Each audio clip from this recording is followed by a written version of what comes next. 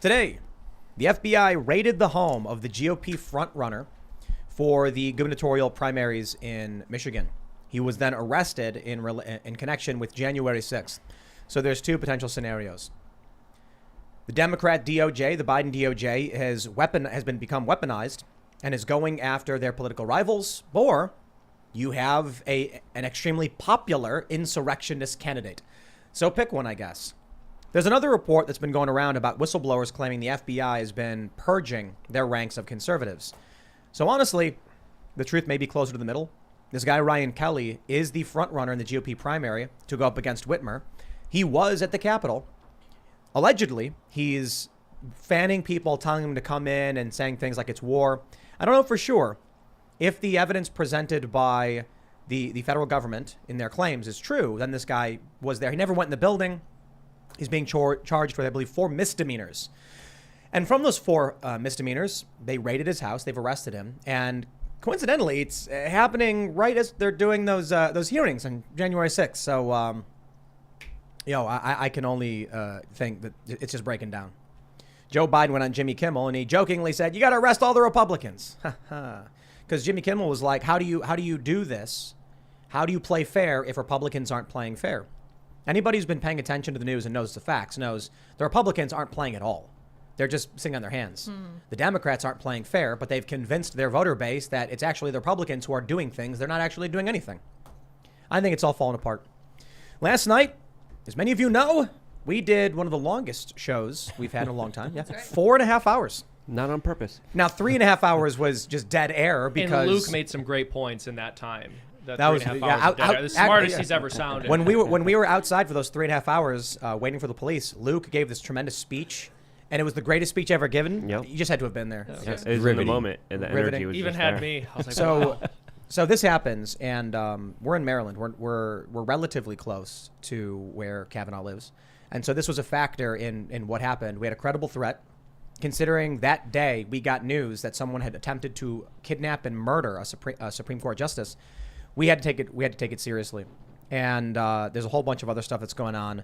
Now those terrorists went back to Kavanaugh's house, and the reason why I call them that is when you have people violate the law to intimidate a judge, then someone attempts to kidnap and murder that judge, then they come back to illegally protest in front of the house. That's a threat.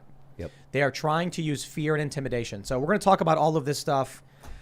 And I guess gas prices over $5, so that's particularly brutal. But we'll talk about all that. And returning for a do-over, it's Tommy Altman. Yeah, well, thanks for having me back. Hopefully it's not nearly as eventful as last night. No, it's good. It was going really well. It was like Yeah. a great show, and then we had to flee the building, and We had a lot of fun. We had great conversations out there. Too bad they weren't all recorded. But no, looking forward to it. Yeah. So for those that aren't familiar, who are you? What do you do? Yeah, so my name's Tommy Altman. I'm running for Congress in the 2nd District of Virginia. It's where I was born and raised. I'm an Air Force Special Ops combat veteran. I had combat tours on the ground in Afghanistan and Iraq. Disabled veteran, ordained minister, small business owner. I own a tattoo studio over there in the district for the last 5 years. And honestly, man, just running because I'm sick and tired of seeing where the direction we're moving as a nation. I got sons, and I want to make sure that our next generation had the same freedoms and opportunities everybody else had. Right on. Fair we enough. got Luke. Hey guys, I got one simple message for you here today that it's not the news, it's an establishment press release, and if you agree with that statement and want it on a t-shirt, you could on thebestpoliticalshirts.com. We have a lot of important things to discuss, especially the FBI in Michigan. Absolutely awful track record, especially when it comes to their destruction of plots. Lots to talk about there. There's a potential connection between the Whitmer and this guy. Absolutely. Yeah. And I think there's some homeless guy that snuck in here that's not supposed to be in here. So I don't know if this guy's... Wow. You don't look Okay. homeless. Yeah, You well, look- thank you. I'm glad. I'm glad that we have somebody here who's willing to take my side against this unbelievably unfair bullying. Wow, It's bullies. ridiculous. Yeah. It's What are we called dealing speaking with? truth to power. Truth. Okay. Well, I'm glad Okay. you're acknowledging I'm more powerful Irish than you. power. I don't know about that. I I'm want to go happy down. to Oh, be this seen is that going to way. be fun. Luke with his constant victimization. I am Seamus Coughlin of Freedom Tunes. We just released a cartoon today that I think you guys are really going to enjoy. It's pretty hard-hitting and solid, and I think came just in time for Pride Month.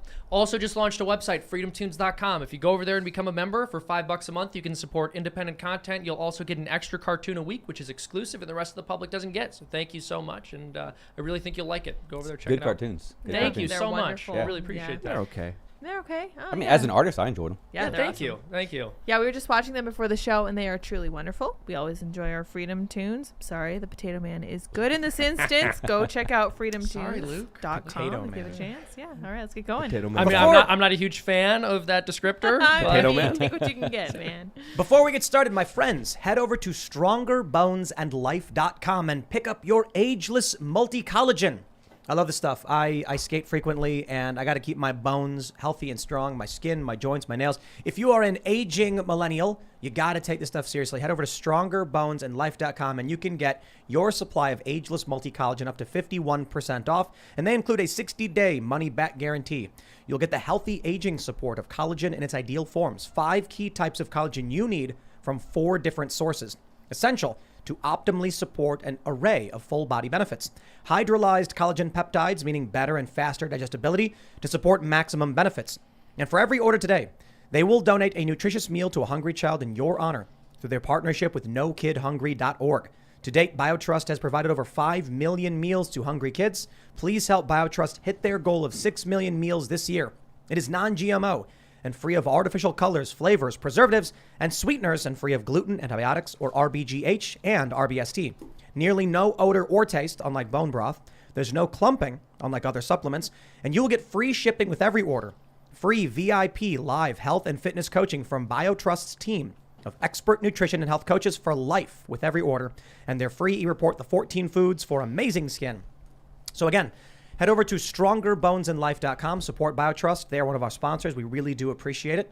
But don't forget to also check out timcast.com.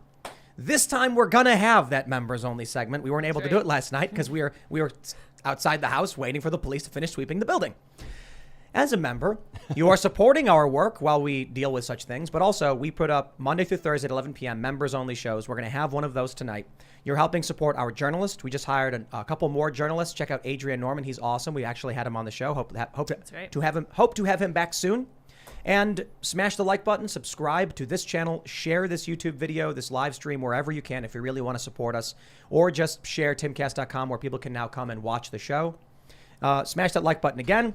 Not too many times, just make sure you did. And let's jump into that first story.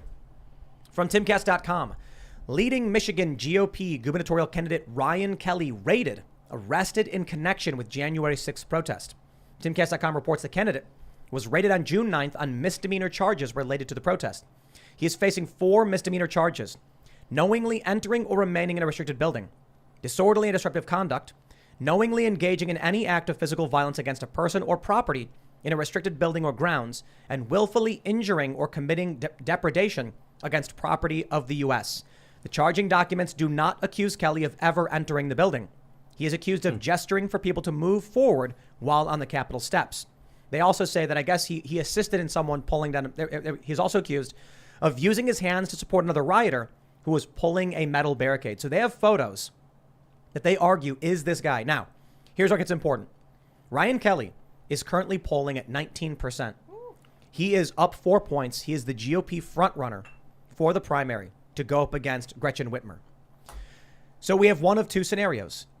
We either have the DOJ being weaponized to shut down popular pro-Trump candidates, or we have a popular candidate who is an insurrectionist. Now think about either scenario. If you're a Democrat, you're looking at this guy and you're like, this guy was at January 6th and he's winning. Right. What does that say about the American people in that perspective? Now, I certainly don't believe that narrative. I think what we're seeing is the weaponization of the DOJ against political rivals. Yeah. This guy shouldn't have been there. He shouldn't have been gesturing people if that's what he was doing. Sure. The rioters should be charged.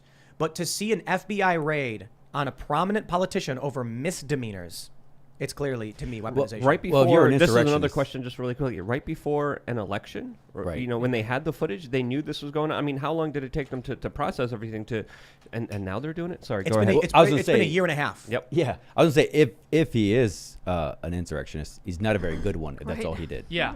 Well, and this is the point, right? They have this entire insurrectionist narrative, and the idea is that the sitting president of the United States, who is the commander-in-chief and has control over the entirety of the armed forces, Right. decided to overthrow the government and have a coup, and he did this by having a bunch of civilians without any guns Yep. enter a building they weren't supposed to be in. And many of them didn't even go in the And building. many of them didn't go in the building, and many of them were waved in by police officers and didn't do anything violent. And it's not even many of them. It's a fraction of a percent Right. that did. I'm just imagining, these hearings. The hearings are happening now. I don't care. And they're going to be like, this was a plot by a sitting president to overthrow this country. A sitting And I'm president- going to explain to you how he did it. Yeah. He vaguely mentioned something about walking towards the Capitol. Yeah. And then what happened? Took a They selfie. walked towards the Capitol. A bunch of this- people, some people rioted, maybe a few hundred. And then about half of them went in the building. And then a bunch of people were let in by the police. And they walked around taking selfies with those cops and then left peacefully. Yeah, Yep. exactly. Dun, dun, This dun. is the sitting president, commander-in-chief, in control of the military, literally has access to the button that launches nukes. Yep. And his plot to overthrow the United States government and become some kind of dictator was to have civilians, none of whom, or virtually none of whom, brought any guns, There were no go guns. towards the Capitol, vaguely gesture that they had in that area. If this was a coup, it was the worst coup Yeah. ever in the history of the world. Well, these hearings that we're going to be hearing about on national television, the January 6th committee hearings, they're putting out all the stops. They want to make sure that this is going to be a spectacle. They brought in the former president of ABC News, the man that squashed the Jeffrey Epstein Right. story, that suppressed it, that spiked it, that made sure that this was the famous story, the Amy Robichaud Project Veritas story, Robach, where she specifically said, we had Bill Clinton, we had all the evidence, we had this years ago, and it was squashed by ABC News. That man that was in charge of that is going to be now presenting the showcase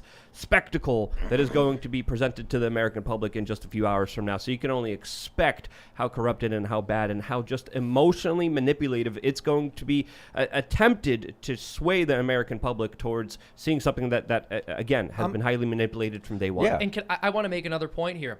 This is something that actually came from polling data, and I've quoted this on the show before, but more people who were polled from the general public want to see an investigation into the 2020 riots than want to see an investigation into January 6th. Yep. So where's that? Isn't it a threat to our democracy that we're investigating an event which a minority wants to see investigated rather than something the majority wants to see investigated? I'm pretty sure more people want Hillary Clinton investigated. Yeah. I think even a large portion of Democrats did. Or just release the list of the clients from Maxwell. That's right. You know, There you go. that would be enough. And then Elon Musk just a few days ago even asked, how come the DOJ hasn't leaked that information? Nope. And that's a very important question that I think we should be asking, because we are seeing the DOJ weaponized in a very strong way. We just had another Trump administration member arrested just a few days ago at the airport. Yeah. Peter Navarro. Peter Navarro. He's been on this show. He's been on this show before, and he was in contact with the federal authorities. And he said, you need anything? You need me to come in? You need me to provide evidence? Let's talk. We'll work it out.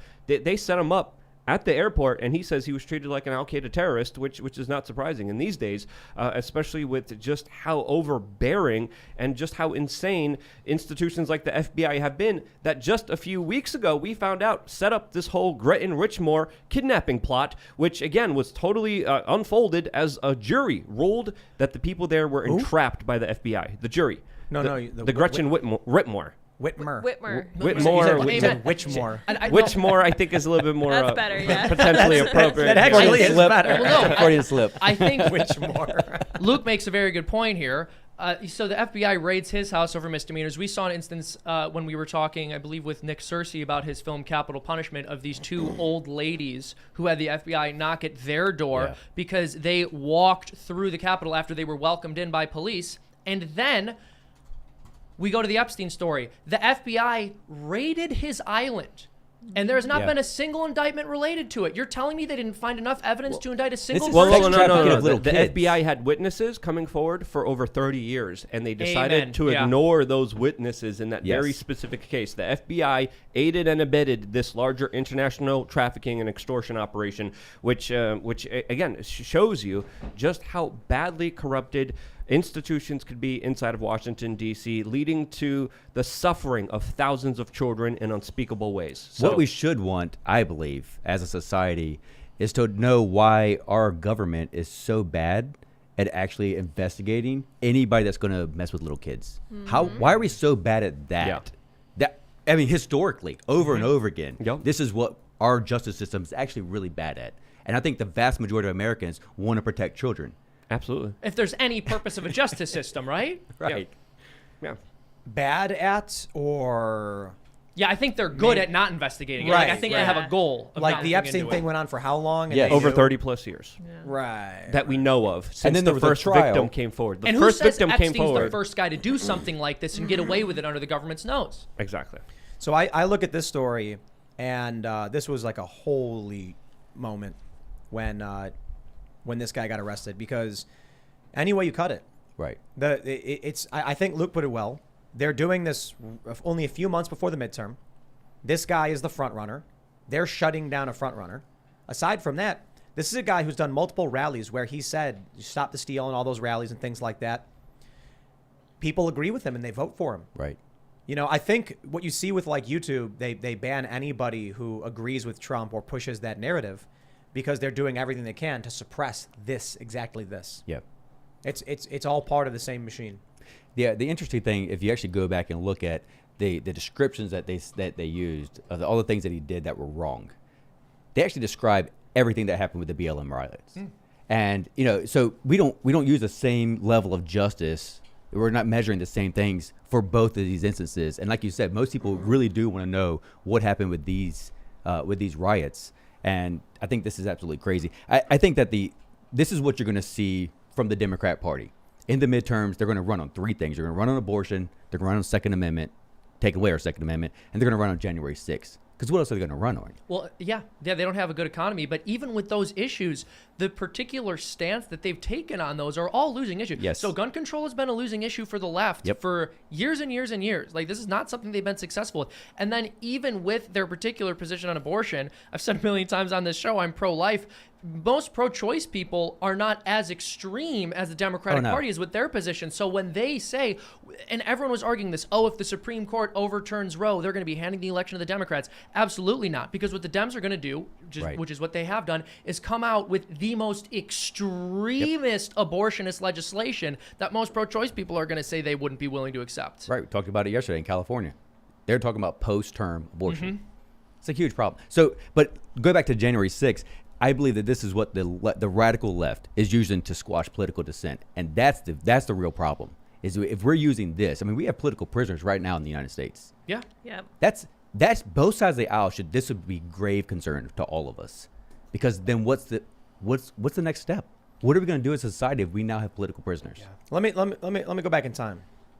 2016, Donald Trump was saying lock her up because you'd be in jail. He said to Hillary Clinton. So people started chanting, lock her up. A lot of people on the left were like, this is dangerous rhetoric. I agree, it is. Of course, I think Hillary Clinton has done a lot of nefarious stuff and she should be investigated. Take a look at this story from Timcast.com. Biden breaks his 118-day streak of no interviews with appearance on Jimmy Kimmel Live, jokes about sending Republicans to jail. Wow. It's the same thing. Wow. It's all projection. Yep. But we're at this point now where Joe Biden goes on this primetime show. I think they only get like 1 million to 2 million viewers anyway, so it's not like it. And they're mostly old people. So you're competitive. That's I mean, I think we get more in the key demo than they do. But he goes on the show, and it's funny to him to say you got to send the Republicans to jail. But everyone laughs and they cheer for it.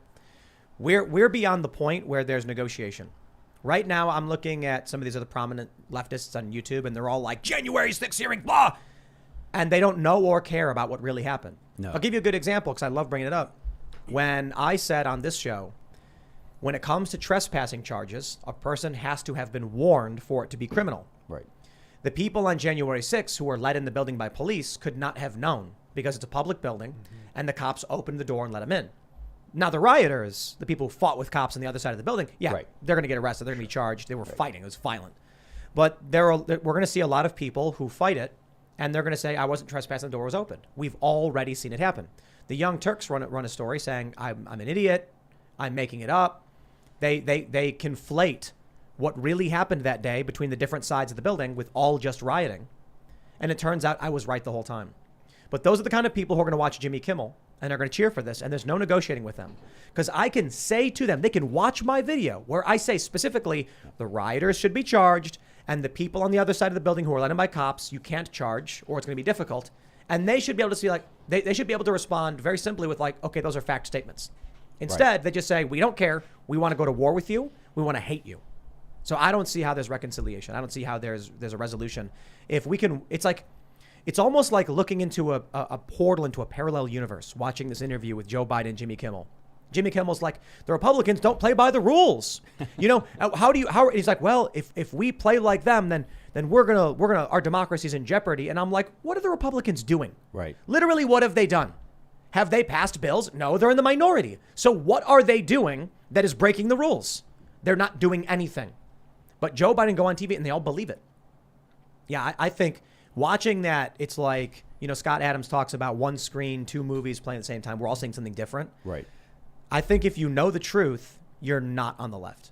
If you believe the lies, you're on the left. That's what happens. Well, you mentioned Trump saying that Hillary would be in jail and compared the two. Part of what's different about this is Biden is referring much more vaguely to Republicans, and certainly is referring to Republican political leaders. I think we can infer that. But Donald Trump was talking about a specific political leader who is viewed by the vast majority of the public as being over corrupt. 50 friends commit But who suicide. committed a specific crime and it into committed leading a specific crime. Public Exactly, records. exactly. Oh yeah, I mean, because look, I was in the military, and having the clearance that I had, if you just left a document or a folder on the table that said top secret, if you leave that in there empty and you leave the room, you can be charged. Oh, for sure. It's an empty folder. Oh, but it was just yoga emails, right? That's what she said. Look, we all smash our phone with a hammer every now and again. That's true, yeah. Well, when you work for the government, you're supposed to take a hammer to your phone, so that it's the craziest thing they did, but they did it. Right. And That's I heard people amazing. say, well, maybe she didn't take, because there's courses that you have to take on what you was have to her do. staff. Right. So they're like, well, maybe she didn't take the course, and likely she didn't, but it doesn't mean that you're not culpable for violating law. Yeah, well, I you thought had the ignorance clearance. is not an excuse. Right. Yeah. She should be, according to the law, disqualified from holding office for destroying public record. Yep.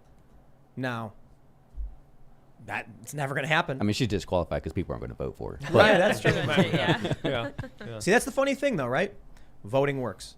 And a lot of people just want to say it doesn't work, but I'm like, Donald Trump is kind of proof that if people... Look, nobody wanted to vote for Hillary Clinton. Slightly more wanted Donald Trump. Donald Trump wins. The vast majority of people, even 18 months before they voted for Donald Trump, if you'd have told them you're going to vote for Donald Trump for president, Right. they would have laughed at you. Yeah. Yeah, That's the reality. A lot of prominent never-Trumpers are now on the Trump train. Right. We've had people on the show where in 2015, 16, they were like, Trump's awful, we can't allow him. And then they're like, well, he wasn't that bad after all. They ended up voting for him. I think there's a lot wrong with Donald Trump, but I certainly think he did a pretty good job in a lot of areas.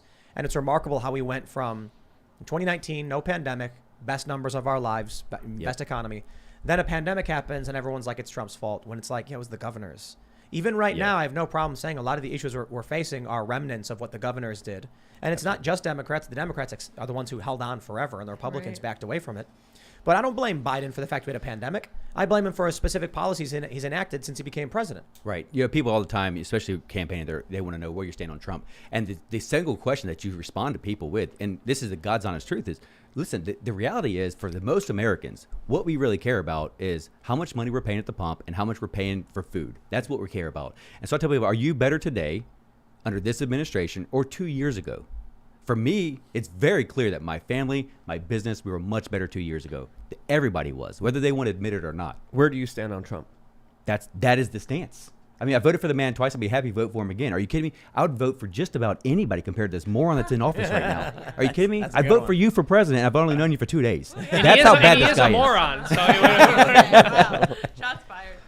No, I mean, it's let's be crazy. real. Luke would be a substantially better president than Joe Biden. And it's Yeah. not because Luke is good at policy. It's because Joe Biden is a decrepit old senile man. Yeah. Senile old man. That's not a compliment. All right. You're not helping me out here.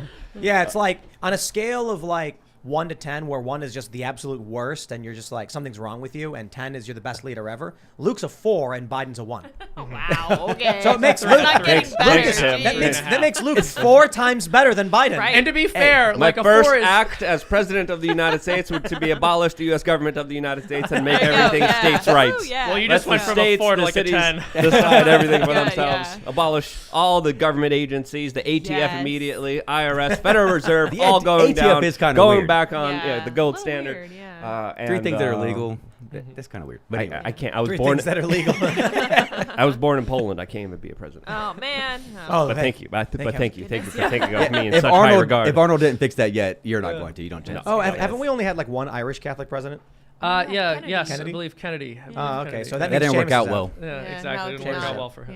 Yeah. Yeah. He, he tried to move against the big banks and Yeah, and the something CIA happened there. too. Yeah, Didn't make it. I've heard this. I've heard You this. could put a pumpkin in the White House, and the country would run better. We Yeah. did. Yeah, we You're sure right. did. Yeah, it was very orange. It's true. We It tried that. actually It was went great. it went really Great. well. It went I was really gonna say, well. the policies are listen, man, the reality is the policies under Trump made us stronger, and a stronger Yeah. America makes a safer world. We've seen that. I mean, for crying out loud, the man had peace deals in the Middle East. I'm 41 years old. We heard our whole life it's never going to happen. There's never going to be peace in the Middle East, and he started making peace deals. I mean, how I don't Oh, understand. they panicked when that happened. Yeah, they should have. They didn't like No, that. the establishment was like, but we need to blow up kids in the Middle East. What are we gonna do? We can't have these These peace guns agreements. too, yeah. Oh, they're so mad. They're so livid. Trump was getting our troops out of Syria. He set a Yeah. timeline for getting out of Afghanistan. He was constantly complaining about how we've got troops everywhere. He's like, why do we have troops in Germany? This makes no sense. And I'm just like, this guy knows what's up. Well, he did move him around. He did bomb certain areas as well, but he did move troops out of Somalia. I mean, bomb terrorists and well- generals of terrorist organizations. Well, Like it depends. It's debatable. There's some questions to ask specifically when it comes to American foreign policy and the unaccountable drone strikes. But he did take troops out of Somalia and stopped operations there. Biden, just a couple of weeks ago, introduced more troops into Somalia and just 2 days ago started launching airstrikes inside of that region. Yep, more war. Just 2 days ago. So Look, the reality is anybody who advocates for war, as somebody who's been to it twice, is either never been to war or is profiting from it. Yeah. That's my stance on it. Yeah. I believe that the vast majority of Agreed. Americans do not want their sons and daughters to go to wars on foreign soils, spill American blood on foreign soils that has nothing to do with American interests. I'm telling you right now, that's where the vast majority of Americans And stand. what happened Well- to what happened to that was a left position. That was like the left was all about this. Right. And I remember the 2000s when it was just all protests. Obama's like, I'm going to get our troops up. And then he put our troops in.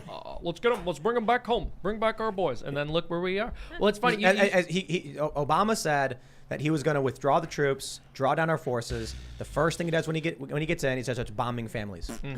immediately. Yep. Now the look- Alawaki family, which the Biden administration targeted those children, and then Trump targeted as soon as he got into office as well.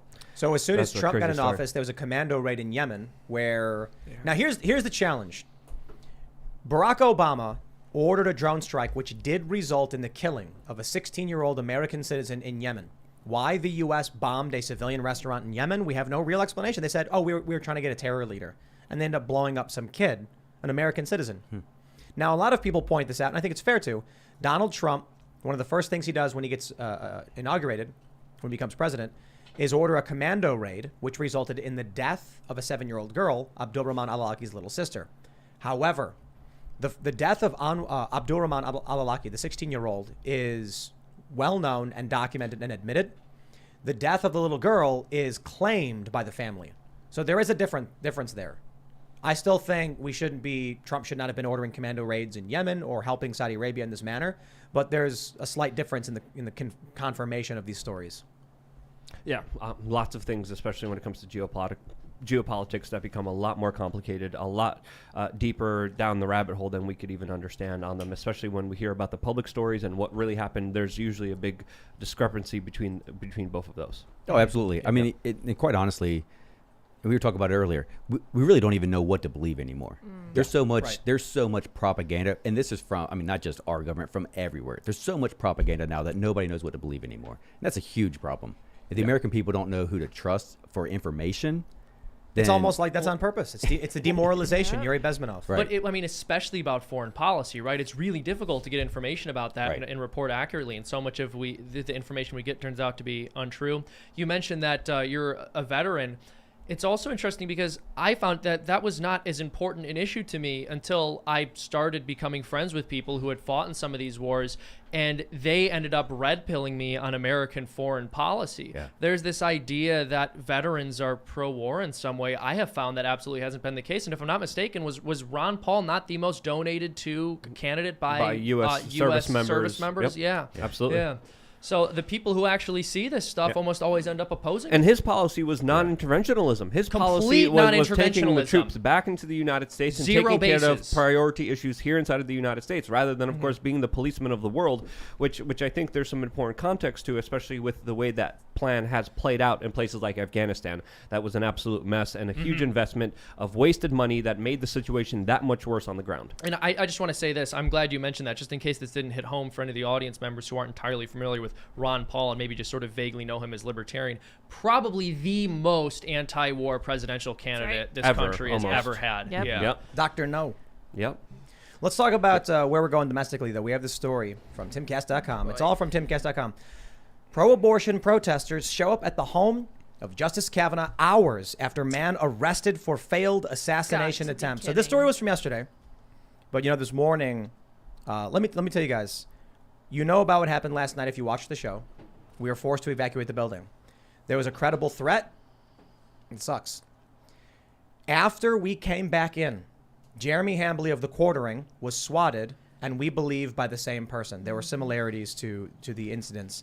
Although ours was substantially different, there were enough similarities to where we think it was the same person. Upon seeing that, so Jeremy of the Quartering has got a big YouTube channel. They apparently pinned him on the ground, cuffed him. They had pointed guns in the face of his wife, and it's particularly brutal. I wake up and I see this story that a man. So first, let's go back in time. People announced their intent to protest at the homes of the Supreme Court justices, which is a federal crime. Merrick Garland says, so what? Jen Psaki encourages it. She says, we certainly encourage more of this. She outright said they encourage it. They are outright saying to commit crimes. And there's no justice. I warned, if people go to these homes and they are not held to account, and being held to account means you get a slap on the wrist, they take you to the department, take a picture of you, and you leave. You go to court and the judge says, don't do it again, and that's the end of it. It's a slap on the wrist. Nothing happens to you, right? But that line is set that we will arrest you because it's nonviolent civil disobedience. I said if we don't do that, they will escalate to the next point. Well, they jumped the shark. I mean, the next escalation would have been like vandalism. But a dude shows up with zip ties, crowbar, a knife, a Glock. I think it had a Glock 17. Yeah, it's going to be a bad night. Yeah. It was going to be a very bad night. And this guy ends up confessing, turns himself in, and the protesters came back. And there's no justice. Unbelievable. Yeah, it's So disgusting. after everything we go through, and we're not that far away, Right. okay? We are. I don't want to say just how close, but we are relatively close. And there's no justice. There's no law. I can't see people in this country having confidence in the government when they know that not only is one political faction allowed to just blatantly, flagrantly break the law, but that they are encouraged to do so by the White House press secretary. And here we are after an assassination attempt. The only thing I can hope for is that they announced next week there's going to be Monday and Wednesday opinion rulings, which is going to be big because I believe this may be the last chance they have to issue their opinions on Roe and Casey and the gun control legislation out of New York. Hopefully Brett Kavanaugh sees this and he just goes, people should have guns. Constitutional carry nationwide. Love it. I certainly hope so. Otherwise, I think what we're looking at is we've been swatted several times. We've had credible threats. We had a threat in Nashville. We were gonna play a show at John Rich's place, and then we actually had a very serious incident occur, and they were like, "We can't do it." There's like kids and there's families, so we were forced to cancel it. This is the state of politics in this country. During the generation that watched Hannity, and Rachel Maddow, the older generation, they're not doing these things. You look at that SPLC poll that we showed up. Well, we pulled up several times now. The older generation overwhelmingly does not favor political assassinations. Right. Young women, Republican and Democrat, young men, Republican and Democrat, over 1/3 of all of these support political assassinations, with Democratic men being the highest at 44% of them supporting assassinations.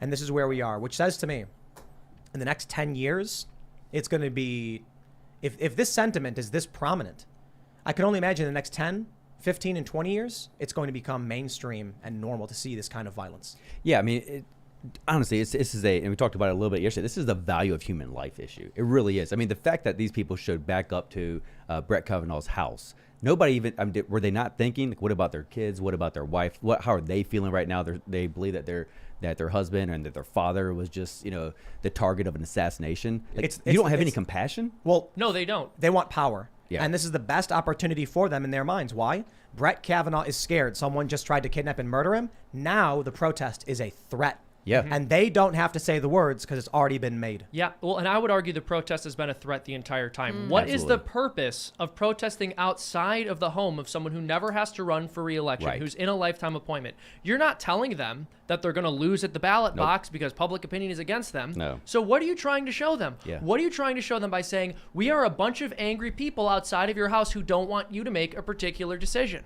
Yeah, you're trying to intimidate them. I mean, Exactly. imagine being a person like, oh, hey, someone just tried to assassinate that person and his family. Let's go outside of his home and call him a liar. Like, what is wrong with people?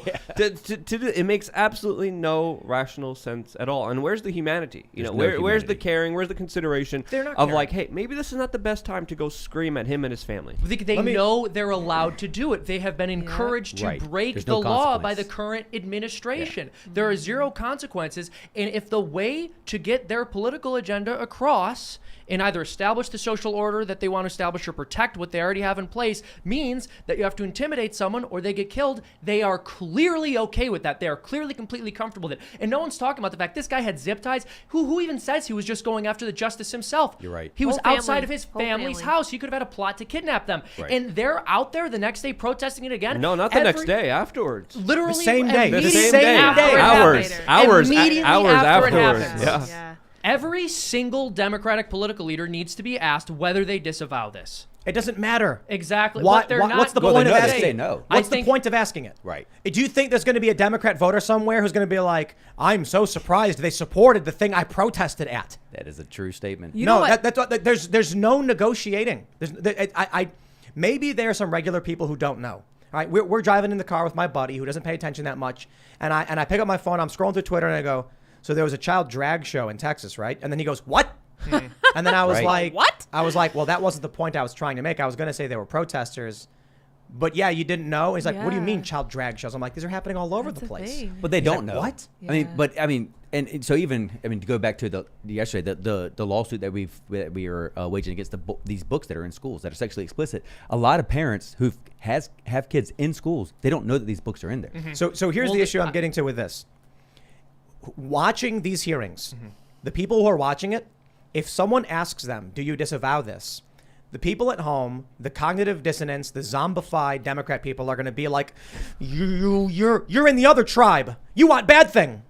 You want bad. I agree with a certain percentage, but part of the reason the left has been effective in their tactics is because whenever they believe they have found a reason to shame you, they hit you over the head with it over and over and over and over again. Right. And so I think it is an effective. It's not just an effective technique. I think it's the right thing to do to say, hey, do you support this? Do you disavow this? Do you have any kind of leg to stand on when you talk about insurrection or political violence or stability or anything along those lines? I think it's a reasonable question, and they do need to be asked. Yeah, I want those- to go ahead. No, I was gonna say if the other side, if the Democrats aren't willing to speak against this, then they shouldn't speak into January 6th. I want to pull up this But tweet from also, Jack Posobiec. I just want to make one more point. If they refuse to condemn something like this, it just totally undermines their credibility with the center. If there was any that they had left with the center, obviously their political base is insane. There's no center. The center is right wing. I think there are some number of people who would say like, "Oh, I Bro. think January 6th was serious or an insurrection," or they don't know any better, but they would not be on board with a commission led by people who are okay with assassination. center- I think attempts. Tim's right.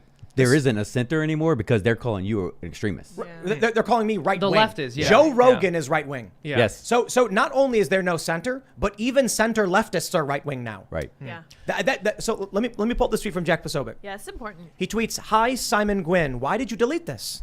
Huh. And this is a tweet from a let's see, Simon Gwynn. Let's pull up his profile. What do we got here? He's a Ukrainian flag, so he's trendy. Ukrainian Oh, flag. yeah. He supports current things. He tweeted, "Interesting real life trolley problem in America now. If you had the chance to kill Clarence Thomas or Samuel Alito, Wow. the two oldest right-wing Supreme Court judges, should you do it while Biden can get his nominees to replace I them love confirmed?" that It's ratio. interesting as an abstract question, but becomes a real conundrum of, say, you are terminally ill and have little to lose yourself.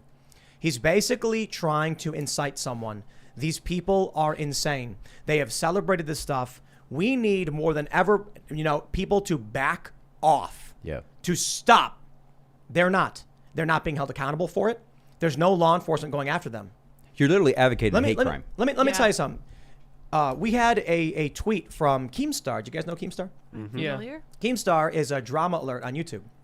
Apparently, there was some dude who made a joke about doxing someone at YouTube. So they demonetized his channel, took away all of his revenue. What had happened was, and this is just from me watching a Keemstar video, so you guys fact check it, but there's some relevance here. He says, this guy got doxed. He reached out to YouTube and said, hey, look, someone published my private information. YouTube said, too bad. So then he made a joke saying, oh, okay, so I guess it's okay. I could dox you, right? And they went, boom, demonetized his channel. Wow. What Keemstar then brings up is Ethan Klein, saying that he knows for a fact that there were YouTube employees at the NRA convention that Ethan Klein called to bomb. So Ethan Klein, the host of the H3 podcast, comparable size to this show, called on people to commit an act of terror before very quickly walking it back, saying, okay, I got a little passionate there, All that happened was a strike. Keemstar said, why would one guy get his entire channel purged of all monetization abilities, but Ethan Klein can call for a terror attack? Right. And all he gets is a strike. Well, that raises a question that I wanted to raise. Sorry, before we move on. We were talking about how this guy who came to Kavanaugh's house, how did he know where to go? Oh, right, because they put directions to Kavanaugh's house on social media. Why is that still up? Why is Ethan Klein allowed to call for an actual terror attack? And they allow it. They took the video down. They did suspend him. That's true. They gave him he a was strike. passionate. He was passionate. Yeah, it's true. But Yeah, he also Probably had a Ukrainian flag. He wasn't just. It wasn't just definitely. that. He said, "I was just joking." He also told people to take guns, Yep. go outside the home of a governor, Wow. and fire them into the air, which is just insane. Not a good He idea. For lots also- of reasons. He also seemed to believe that an AR-15 is fully auto because when he said to get your AR-15s and fire them, he went What like is he talking about? like he thought it was full auto. And then when I guess his producer said, no, that's dangerous. You can't do that. Bullets come down. He goes, well, blanks then. Blanks are fine, right? And it's like either way, the dude actively called for his audience to commit acts of assault with deadly weapons. Wow. And what happened? A single strike. Alex Jones got banned from YouTube for making a metaphor about battle rifles. Well, would I be safe in assuming that the address for Kavanaugh's house is still up on the protesters, like on the... I'm pretty sure it is, yeah. Yeah, it's still up on the organizers' page. I mean, how is Looks that like legal? How is that legal? I have no idea. Yeah, I got fully demonetized for years for I don't know what. Just doing what I'm doing here on this It's show, the t-shirts. talking about Being current, Luke, it is current the event t-shirts. issues. You did confront the CEO of Google. Yes, I dare did. you. I did. That didn't That'll at, do it at like Bilderberg, that. and he wasn't really happy, but that's another thing. Luke's. I was asking Did you know for it. Luke's been to Epstein Island? No, how was that? It's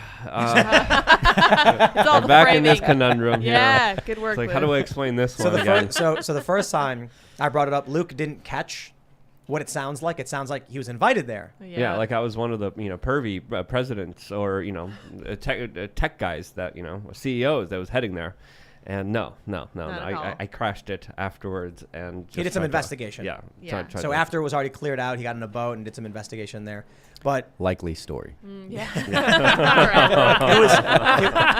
Luke just happened to have old footage and was like, "How do I convince people I wasn't really invited?" Yeah, I take it back. You can't be president. Yeah, take yeah, it back. Sorry. no, that means No, I it's can actually- be it's actually- president. That's No, what it it's a takes. requirement. Yeah, it is a It's requirement. actually a It's a requirement. necessity. Yeah. But okay, but seriously, in all reality, why are we at a spot as a nation that even that joke has some truth to it?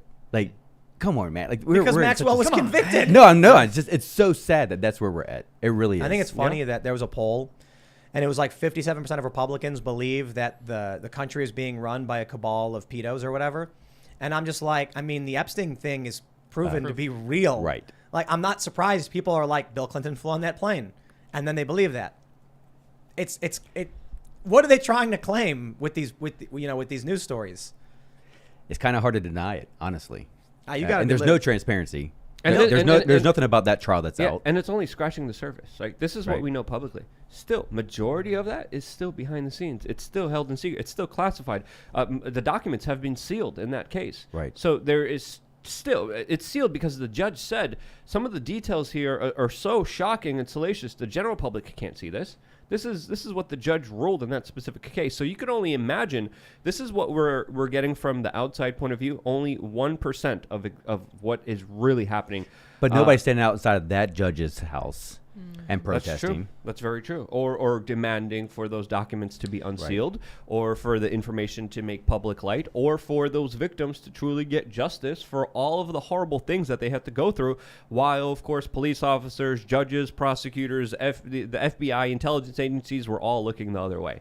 That's another aspect of this that really should make you wonder. And it's, what's happening right now is just the epitome of not holding power to account. And this is what 100%. happens. This is routinely what happens when you allow people to get away with these things. They're going to try to get away with bigger and bigger things as time goes on. And I think this is the phase that we're in right now, an extremely dangerous phase for everyone. And how is it a political issue? That's the thing I don't understand. When people are hurting little kids, and you're sexually exploiting little kids, how is this a partisan issue? This should be a human issue. The left, look, I see these memes all day on Facebook. They're saying things like, Republicans don't want anyone to know that some people have two dads. And I'm like, I'm pretty sure Republicans are mad that the book they're getting challenged has a picture of adult, activities with one person, going down. And they're like, what? And I'm like, okay, dude, if you get your news from memes on Facebook, you're probably going to be misinformed. 100%. They genuinely believe that Republicans are complaining because a book showed a kid with two dads.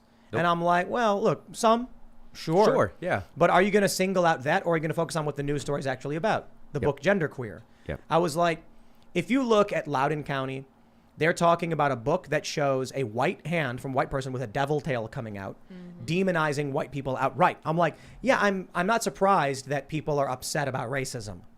But you didn't actually read anything. You just believe whatever Rachel Maddow says. Right. So you have no idea what's going on. And their issue, so for us, those two books that we've put forth in this lawsuit, only thing we're asking for is parental consent. Parental consent for parents, for minors to view sexually explicit material. Very simple. Restoring parental rights, that's all. The problem is that these two books are really PG compared to some of the other books that are in circulation in the public schools. I mean, there are books in schools that have a 6-year-old girl bound and gagged and gang raped. Like What? this is in the public school system, but people are acting like it's not a big deal. I'm like, Have these you are ever read huge Stephen deals. King? Well, I mean, Stephen King? should we give that to 6th graders though? probably not. Well, I honestly, I don't know. Do schools have Stephen King I novels don't in think their they libraries? do. Maybe not. I mean, because They they're adult and do, they're probably yeah. graphic. But I don't. You know what's funny is most people have seen his movies. They've not read his books. Right. Yo, if you read those stories, you're gonna be like, hold on there a minute. I can't get into them. They're way too dark for me. It's not about the dog. Well, I mean, yeah, it's like most people don't realize that there's a lot of graphic adult scenes among children in those books. Another reason not to like it. Yeah, Yeah. I remember people. I remember You're not selling it for me. that's no. disgusting. I remember people mentioning that after it came out. Is Yeah. that the case with? Is that like a? I mean, regardless, disgusting. I didn't know that was a theme with the rest of his Oh yeah, that's a thing. books. That is so. Yeah, strange. yeah, is yeah. a I just don't thing. understand how that. Well, I get actually, given the behavior of the FBI, I do understand how that flies. That's a theme, and you watch Stephen King on Twitter, and you're like, oh yeah, this all makes sense. Here's the That is so issue, though. If you strong. look at throughout human history, societies fall, civilizations fall when they're paying their military the least, entertainment the most, and they're focused on sexuality. If you look at it over and over again, these are some of the key issues that have revolved around some civilizations falling. Yeah. And look at where we're at as a nation. We really have The to get back. degradation and destruction of Yes. civilization usually has these final steps. I saw a meme out there with a child talking to the dog people who are dressed in their full fetish behaviors, and the meme read, "This is how civilizations collapse." Yep, Yeah. correct. Yeah. Yeah, it's And- disgusting. Well, think about it, right? You look at the left's entire mission, and it has been for decades, if not centuries, is to just break down all sexual morality and what Yeah. taboos are left there. Right. What taboos have yet to be broken down? I kind of Those feel are the ones that they're going to try to do away with. I'm sorry. It's Yeah. been their It's- mission. it's- Look at Alfred Kinsey. the one thing that all of these cultural shifts they're trying to push have in common is less children. Every single one. Yep. For one, they're outright saying don't have kids, the environment. Right. Then they're saying they're encouraging activities that don't result in having kids. They're Right. encouraging abortion. They encourage meaningful sex. Careers? It's not all bad. They Birth control. Tell kids to, birth control and condoms and prophylactics and all that stuff. Those are fine. But all of it, it's like, hey, all of these things result in less kids. The child transitioning, less kids. That's so Sterilization of young Literally people. like sterilization of an entire generation. What a coincidence. That's potentially. Yeah, the birth control thing should also be talked about skeptically, because there is some data and science coming out that is very troubling surrounding that specifically. Yeah, we mass medicate young girls. Yeah, On mess with their hormones From their you know, teens, that they yeah. can't go back from. Yeah. Create damages that are with them for the rest of their lives. Well, Yeah, putting people on hormone blockers and they act like it's reversible. It's not. It's not. Yeah. Well, and then you look at contraceptives in general, and the idea that you would take this profound and beautiful human interaction, which creates new life, and totally shift the cultural understanding of it as this is just something that's for fun. Right. And no wonder Well, we have the a goal- full societal breakdown. And it's also interesting because our society, it's totally two-faced with it, right? It's like, have sex, have sex, have sex, have sex, never have children, never have children, never have children. Well, Right. I'm sorry, one leads to the other. It's it's like, Not the way they're telling you to do it. yeah. That's right. No, I understand that. Every push results in less kids. Yeah. Yeah. There you go. And it's no surprise. I mean, people like Bill Gates, he did a TED talk on this. He said we need to reduce population growth. Well, it's no surprise then that he and many others support programs that result either. It reminds me of that Simpsons episode where you remember the join the Navy thing? Yeah, that's when they They play were- the boy band song Yeah, they're backwards. in the boy band. It's Ivan Yeah. Etnioj. And then the recruiter is explaining to Lisa how he does it. He's like, he's like subliminal, liminal, and superliminal. And she's like, superliminal? And he goes, yeah. And he opens the window. Hey, you, join the Navy. And then Lenny and Carl are like, all right. Okay. And then later you see him getting on the bus. Like, that's all it took. That's what I feel like. You've got the subliminal, which is you should be on birth control. Having kids is a nightmare. Don't have kids, where they outright are just saying like, oh, it's bad, it's worse. Just have fun and engage in these lifestyles. Then you have the superliminal, which is just outright being like, the environment is hurting and it's your fault for having kids, so don't have kids. And then you have Right. the kind of unconscious chemical castration of individuals, as even some fish off the coast of Florida were found to have antidepressants within their system because the pills, the big pharma, are never truly dealt with. They're just kind of pushed on into a different kind of environment where fish take them, we eat the fish, we get affected by these specific big pharma pills that there's no getting rid of. That's another aspect of it. Well, and historically, obviously, you had classes of people who didn't have children, but generally, at least in the West and in Christendom, those people were celibate and they were focused on other things. They Right. were contributing in really serious and society. significant ways. Now, what we're doing is we're ensuring that virtually all of the population either doesn't have children or they don't have children at replacement rate, and we just keep them distracted with non-procreative sex and whatever new gadget comes out that they want to buy. And so it's not as if the energy that would be expended towards having children and raising a family is placed into some other arena which is productive for the culture, society as a whole. It's all just thrown in to seeking base pleasure. Right. Which is why, so for me moving forward, one of the things that I'm passionate about focusing on is protecting the family unit. I think the family unit, it is the basic building block of society, and we have to protect the family unit. Yeah. Well, and you mentioned this, right? One of the signs of a declining society is this obsession with sex. And part of the reason that there has to be this obsession is so you can break down the barriers, because the sex is the building block of the family, which is the Right. building block of the society. And if you can corrupt the understanding of that, you can tear everything else down. I want to jump to this tweet here and talk about the next story in the crumbling of society. James Woods, real James Woods on Twitter, says, to the whiners who criticized a defender ending the deadly threat in a previous video, here's an example of the consequences of being defenseless to today's predators. You choose. This is a viral video. It's a story from I think a few weeks ago. A woman worked at a cell phone store and a man walked in. Oh. And she said, how can I help you? And he said, do you have... And then just started brutally beating her and I believe trying to kill her. Yeah. He was stomping as hard as he could on her head. She escaped. She was seriously hurt. We have this story from the Daily Mail. Shocking moment, thugs exchange gunfire on busy New York City street in the middle of the day. Reputed gang member shot in the shoulder as an unidentified gunman remains on the loose. Then we have this one. NYPD hunt for two thugs after a 61-year-old man is sucker punched and killed while walking down a Brooklyn street near his home. Police investigating possible drug robbery. Punched him in the face one time and he was dead. Yep. That's all it takes. That's why that woman in the first video is absolutely lucky to still be alive. The damages that she sustained will probably be with her for a very long time. Might be with her for the rest of her life. When you stomp someone on the ground on their head, so many people die from that, from physical altercations. And the one thing... But the issue here is the crime itself. Not Yes. the attack is one attack. What Of I'm trying to course. bring up is, in all Repeated of these major cities, in New York especially, crime has been insane. We had that young woman on the Upper West Side walking home when a bunch of young boys just stabbed her to death. Right. Yep. She tried running. She escaped. They grabbed her again and just started stabbing her again. Homicides in San Francisco went up 11%. It's almost like if you advocate for defunding the police, that crime will go up. I think what we're seeing is a demoralization. The good cops were quitting. Yeah.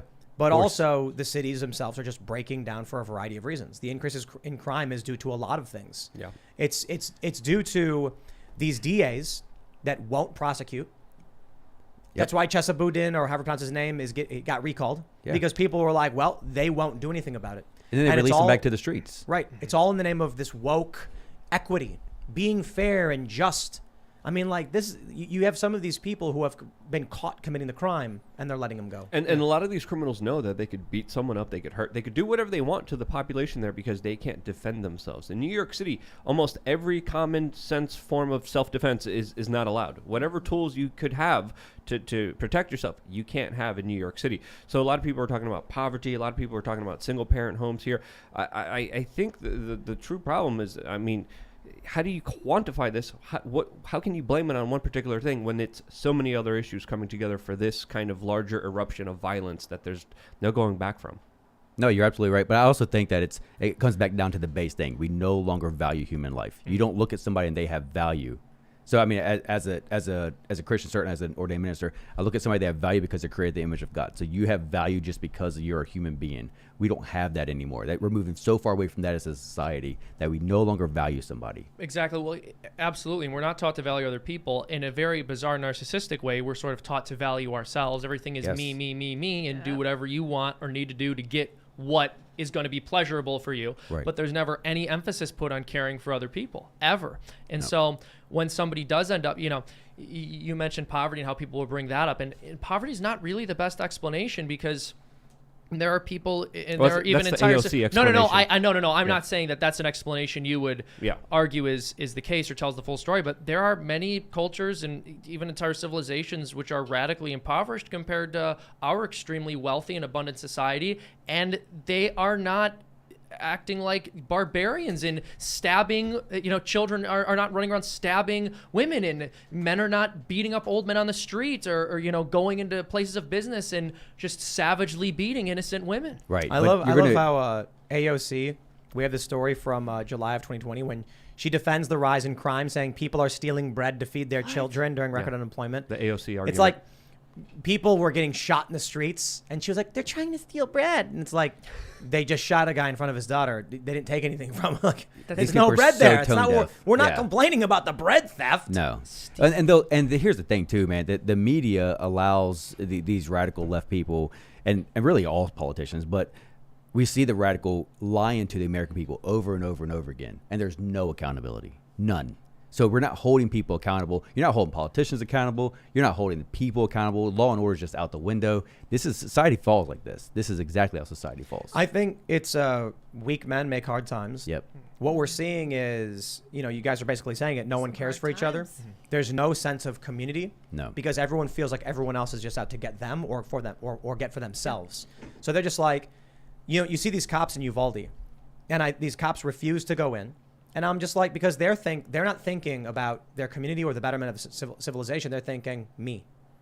Well, that me. or it's a breakdown of leadership too.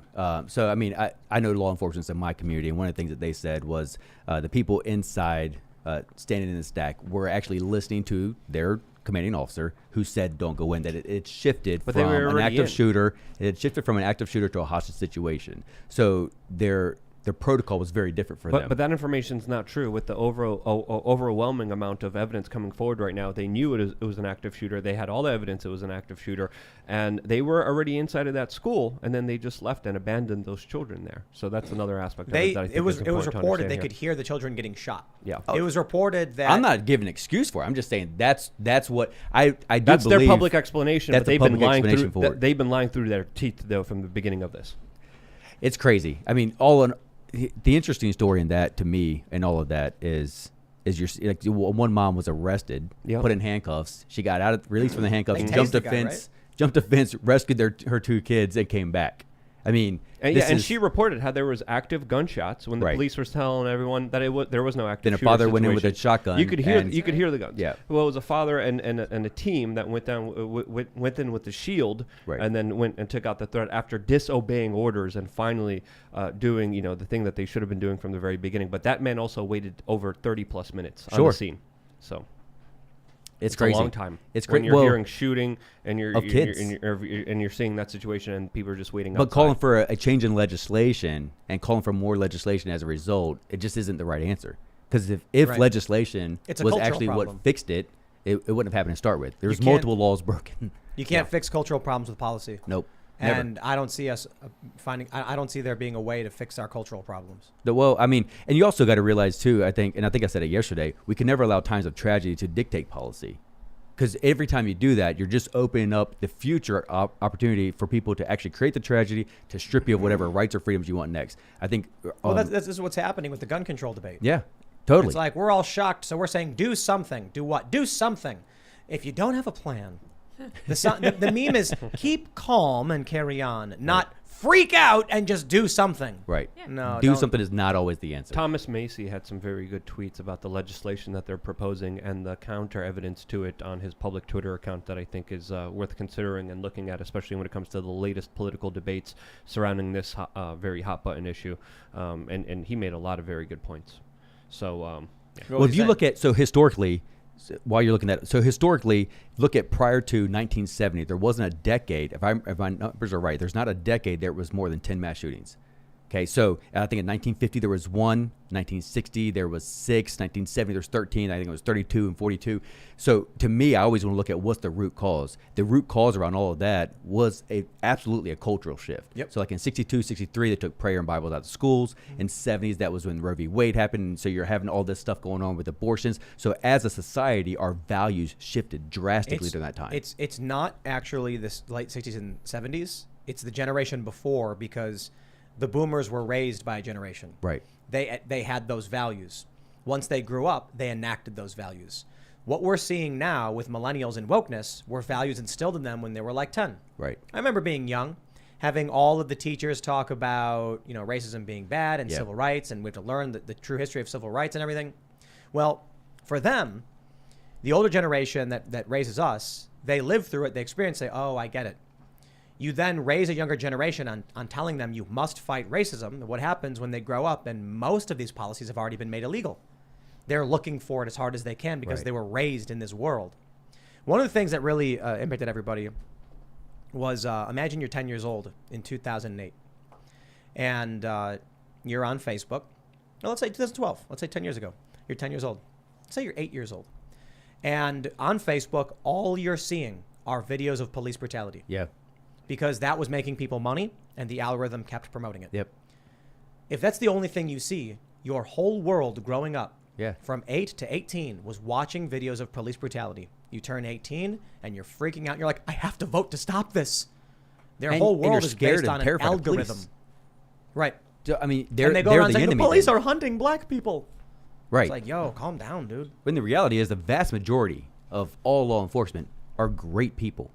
They're willing to put themselves between you and anybody that wants to wish you harm. And that's a huge thing. We have to advocate for our police. Gen Z is going to be the algorithm generation.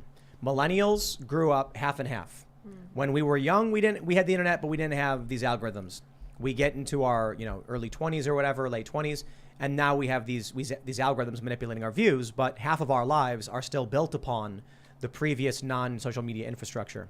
Gen Z is basically growing up in an algorithmic world. Their adult lives are all algorithmic. Oh, Gen yeah. Alpha, 100% of it is. Right. So their worlds are all going to be completely controlled by the whims of Mark Zuckerberg and Jack Dorsey and YouTube. Yep. When the boomers and the Gen Xers age out, this country is going to go into full-on conflict or chaos, violence, just you name it. It'll be interesting to see the shift. There'll definitely be a shift. But I actually I actually think the way, especially right now, as radical as, because the left isn't no longer, they're not liberals. I know liberals. They're now radicals are running the Democrat Party. Right. So I actually think that they're going to create a generation of truly conservative people. Well, That's what I believe. maybe. I think the bigger issue is that conservatives have kids and the left doesn't. And if the left doesn't win the fight, but it's true. I mean, it's true. scientifically That's true. very true. If the left doesn't win the fight in schools, then they are gone. Right. Like literally within a couple generations. And people are pulling their kids out of school. Right. Right. They're And putting them in homeschool. private school. They're going homeschooling, which This is I would advocate for. This is it right here. If you homeschool your kids, that's it. If every single post-liberal, moderate, centrist, libertarian, conservative said, I'm going to homeschool my kids, within 3 generations, all of the left is gone. Oh, yeah. Completely. So what people don't understand, these big shifts you mentioned, like in the 70s with Roe v. Wade, what's really happening is that power is held by people in society. That power is used to control and spread messages or enact policy. Typically, the older generation controls a disproportionate amount of wealth. Right now, boomers control more wealth than the previous generation did when they were the same age as millennials. Basically, millennials should be holding, I think, like 20 or 30% of wealth. They hold like 3. Boomers hold like 25 or something. I was reading some report on this. What's going to happen is boomers are going to slowly start dying. They're getting old. When they do, that wealth and power will transfer to a millennial or to a Gen Xer. Probably from a boomer to a millennial, maybe some younger Zennial types, people who are in their early 40s. When that starts happening, that power will be wielded as per the ideology of the younger people. Yeah. And these younger people, according to the SPLC, favor political assassinations more so. So if $1 billion is held by someone who's 80 years old, they're not going to be spending it towards extremism. Right. If they die and that wealth transfers to their 5 young heirs who are more likely to believe in violence, that wealth will now be utilized in that direction.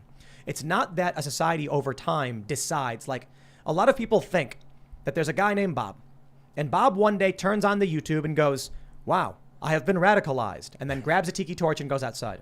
What really happens is that Bob sees the YouTube videos and goes, wow, that's crazy. And then Bob tells his kid, and he says, you see this stuff, man, life shouldn't be this way.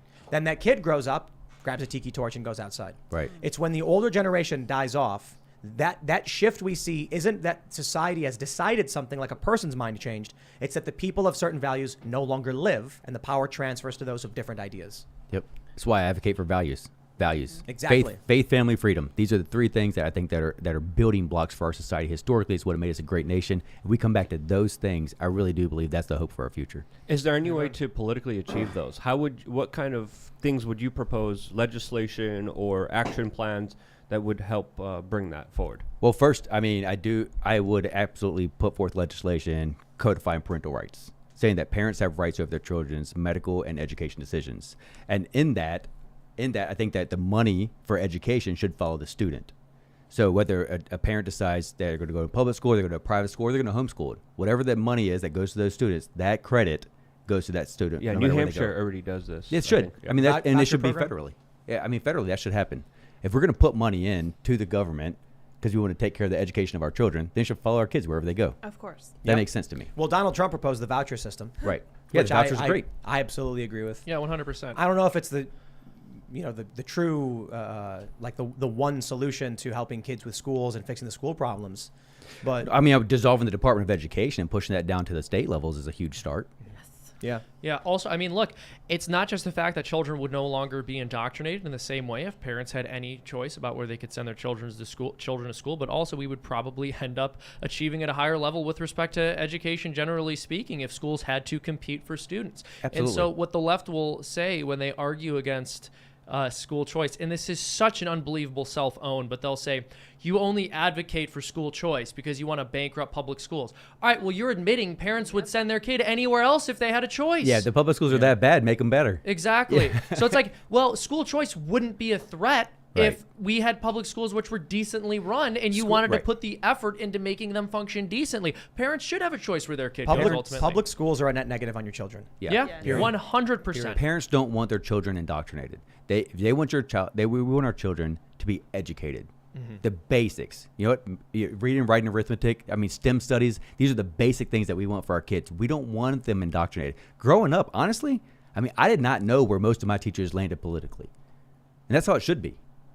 You're there to teach me a subject, and that's it. Help me learn how to learn, rather than just shoving something down my throat. That's what we want for our kids. We don't want them indoctrinated.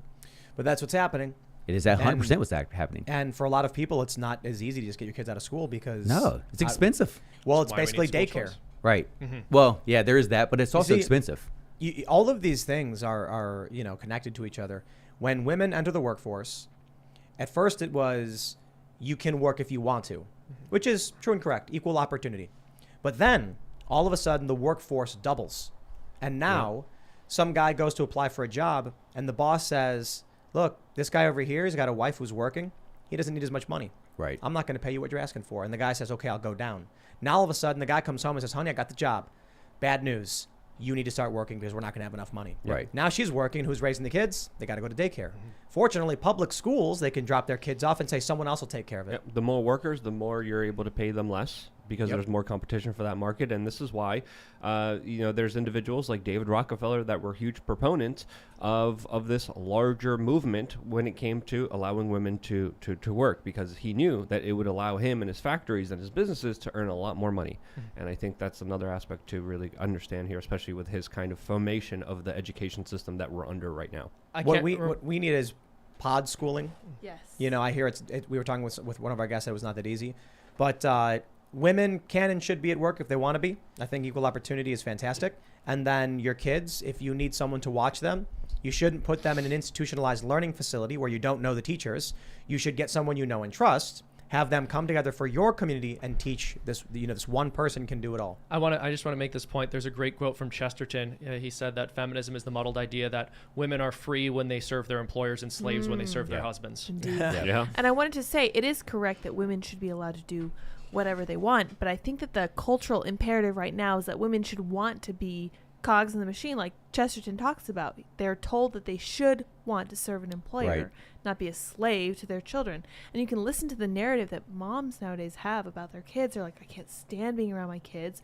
I can't imagine how you homeschool. I'm so glad when they leave for the day. And it's like, why did you have children? What was your thinking? You obviously aren't in the right mindset to be like, okay, I want to raise kids. Here's what I'm going to do. It's really important to bring them up correctly. They just hand them off to the nearest person, which tends to be the state. It's a huge problem.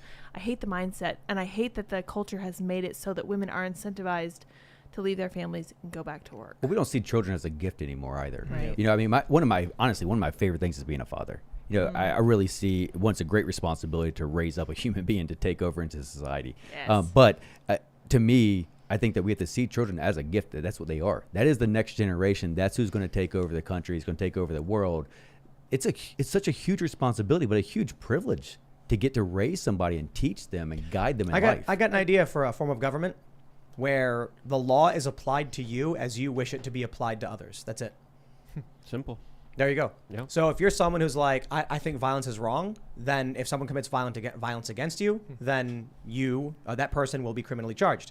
If you commit violence against someone else, you will be criminally charged. If someone else, say like an Antifa person, says, well, I believe it's justified, then someone comes and fights you, there's no law to be applied because you don't find a problem with it. Right? I mean, I'm half kidding, but you get the idea. Right. Yeah, it's interesting. Go ahead. Oh no, I just wanted to piggyback on something you said because you're a father, you have children. I don't. But one thing that I have always found very sad about this culture is just the way having children is viewed. It's strange because people will point out that having kids is hard work, Right, and then they'll burden. say, therefore, it's not worth it. But we don't really do that with anything else. I mean, we're starting to in some areas, but imagine going like, well, I don't want to become rich because being rich is hard work. Only suckers do hard work. But that's basically the attitude that our society has cultivated when it comes to children. It's like, Right. well, it's hard work, so screw that. Why do it? But that does carry over into everything. I think it started to. So I've seen it. So as a small business owner, I've had so many people go, "Whoa, man, you're really lucky." What do you mean really lucky? Yeah. Sacrificed years of my life. Do you know how much times I miss with my with my kids, or even with my parents? How much time I've missed with my family in order to be able to. And luckily, we do a lot of it together as a family. As far as building out our studio and everything else. But there are some things you're just going to spend time away from your family in order to do it. So it's not just this. Oh, you just get it. So, but people aren't willing to do the hard work. Same thing with kids, though. They're seen as a sacrifice. Oh, I want to have to give up. What are you talking about? This is such a gift that you get to have influence in somebody else's life, and you get to guide them in life. It's such a gift. And think about once they're, like 9 years old and they can start washing the dishes. It's great. That's right. Dude, I remember the first time that my oldest son cut the grass. I took a picture. I sent it to my dad. I was like, "Oh, this is what it was all about." great. He's Yes. like, "You made it, son." Yeah, I just whenever I see someone work really hard at something, I admire it. And so, like, as someone without kids, when I see someone with kids who's working hard to raise them, what it says to me is, if they're willing to put that kind of effort in, it must really be worth it. It is. But for whatever reason, we don't look at things that way anymore. We see someone putting hard work in and we go, "Oh, they're a sucker. They're putting hard work in," instead of saying, well, maybe they're putting hard work in because there's a significant reward here. There's something bigger than that. They're missing out. Another huge problem with the millennial generation and younger is the entitlement.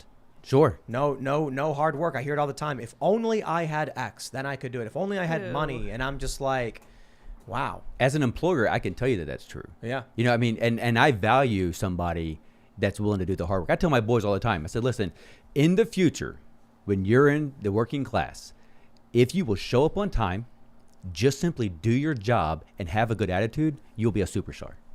Yep. That's it. You don't ask for anything extra. Don't do it. If you just simply do those things, you'll be a superstar. Because right now, people don't want to work. And they're being incentivized by the government, whether it's state or federal, to stay at home. It's a huge problem. That's a decline to society. They're being told that they're entitled to things. Right. The fascinating thing to me is Bernie Sanders, healthcare is a human right. Yeah, It's like, no, it's not. healthcare is labor from another person. Right. You have no human right to someone else's labor. That's called slavery. Right. And, Yeah, no, you're wrong. I hate hearing this idea of socialized healthcare. Being a disabled veteran, I have socialized healthcare. It's called the VA. It sucks. Most of us actually opt out and pay for private healthcare because it's so bad. So this idea of socialized healthcare, it sounds great. Socialism sounds great in theory, but in practice it's horrible. But it doesn't talk about the laziness of human beings. This is the issue of Bernie Sanders. What he has called for has not been done anywhere as far as I understand, abolishing private insurance and only allowing government medical care, which is nuts. In most other countries, they have government basic health care, and then you can buy private as well on top, which is you get your private if you want it, or you can have the public if you can't afford it. For some reason in the U.S. they're like ban private health care. And so they will do this sleight of hand where when they refer to universal health care, they'll usually use that phrase interchangeably with single payer. And then they'll say, oh, all over Europe they have universal healthcare. But they don't have a single payer system all throughout Europe. Like, true single payer systems are actually relatively rare. Most of the countries that we really look up to, or the left looks up to and wants to emulate, have a sort of a public-private hybrid system, or a system where it's private insurance, but it's mandated. Sanders' proposal for universal healthcare is, like, by the lowest possible estimates, and these are almost, according to the people who came up with these numbers, too low to be realistic. They're being generous. Right. But it would cost $32 trillion over 10 years, which is about like 75% of our current level of federal spending. It's not economically feasible. Well, and hold on. I say this because when I've pointed this out, people have said, well, if that's true, how do they have single payer in all these other countries? They don't. They do not have single payer all through Europe. I'm sorry, it's just not true. But AOC said just print the money. That's true. Oh, I forgot. That doesn't lead to problems. So this is what's so funny is now Bernie Sanders is not the radical in his party. Yeah. That's where they're at now. That's what's crazy. But let's go back to the family unit. We don't advocate for the family unit anymore. No. We don't hear politicians advocate for the family unit anymore. We've got to get back to that. I really believe that as a legislator, there's three things I have to protect. You have to fight to protect the family unit, personal property, and the religious institutions. Those things are pillars in our society. It makes a well-functioning society. And I know that not everybody is religious, but the reality is that our founding fathers, while all of them were not Christians, they believed applying biblical principles to a society made a more well-functioning society. Well, this is an interesting thing that we talk about every so often. That Bill Maher is my favorite example. His moral foundations are all Christian. Yep. But he is one of the staunchest atheists you'll ever meet. Sure. He made the Religulous documentary. He says he doesn't believe in all the fairy tales, but the things that he espouses, free speech, innocent until proven guilty are based in the Christian moral framework. Absolutely. You have people in this country who grew up raised by Christians, but they say, I don't believe these things. You know what? Let me give a shout out to one of my favorite songs of all time, and it's Judith by A Perfect Circle. And I just recently, I haven't heard it in like a decade. You know the song? Mm-mm. So A Perfect Circle is absolutely fantastic. I'm a big fan. And this song is just one of the most well-written songs. And you read the lyrics, and they're incredible. The story is about the lead singer. His mother had a stroke, but she never stopped praising, the Lord and being religious. And it's him saying, like, I never want to be like you. You've never stopped to question why he did this to you, and you have faith in him. And it sounds like, with all due respect, he genuinely doesn't understand faith or religion. Right. And it's a fascinating story because either you have this man who a lot of atheists would probably look at and be like, he's so right, his mom's so ignorant, or you have a story about a woman who, after all the hardships, still has faith in her religion.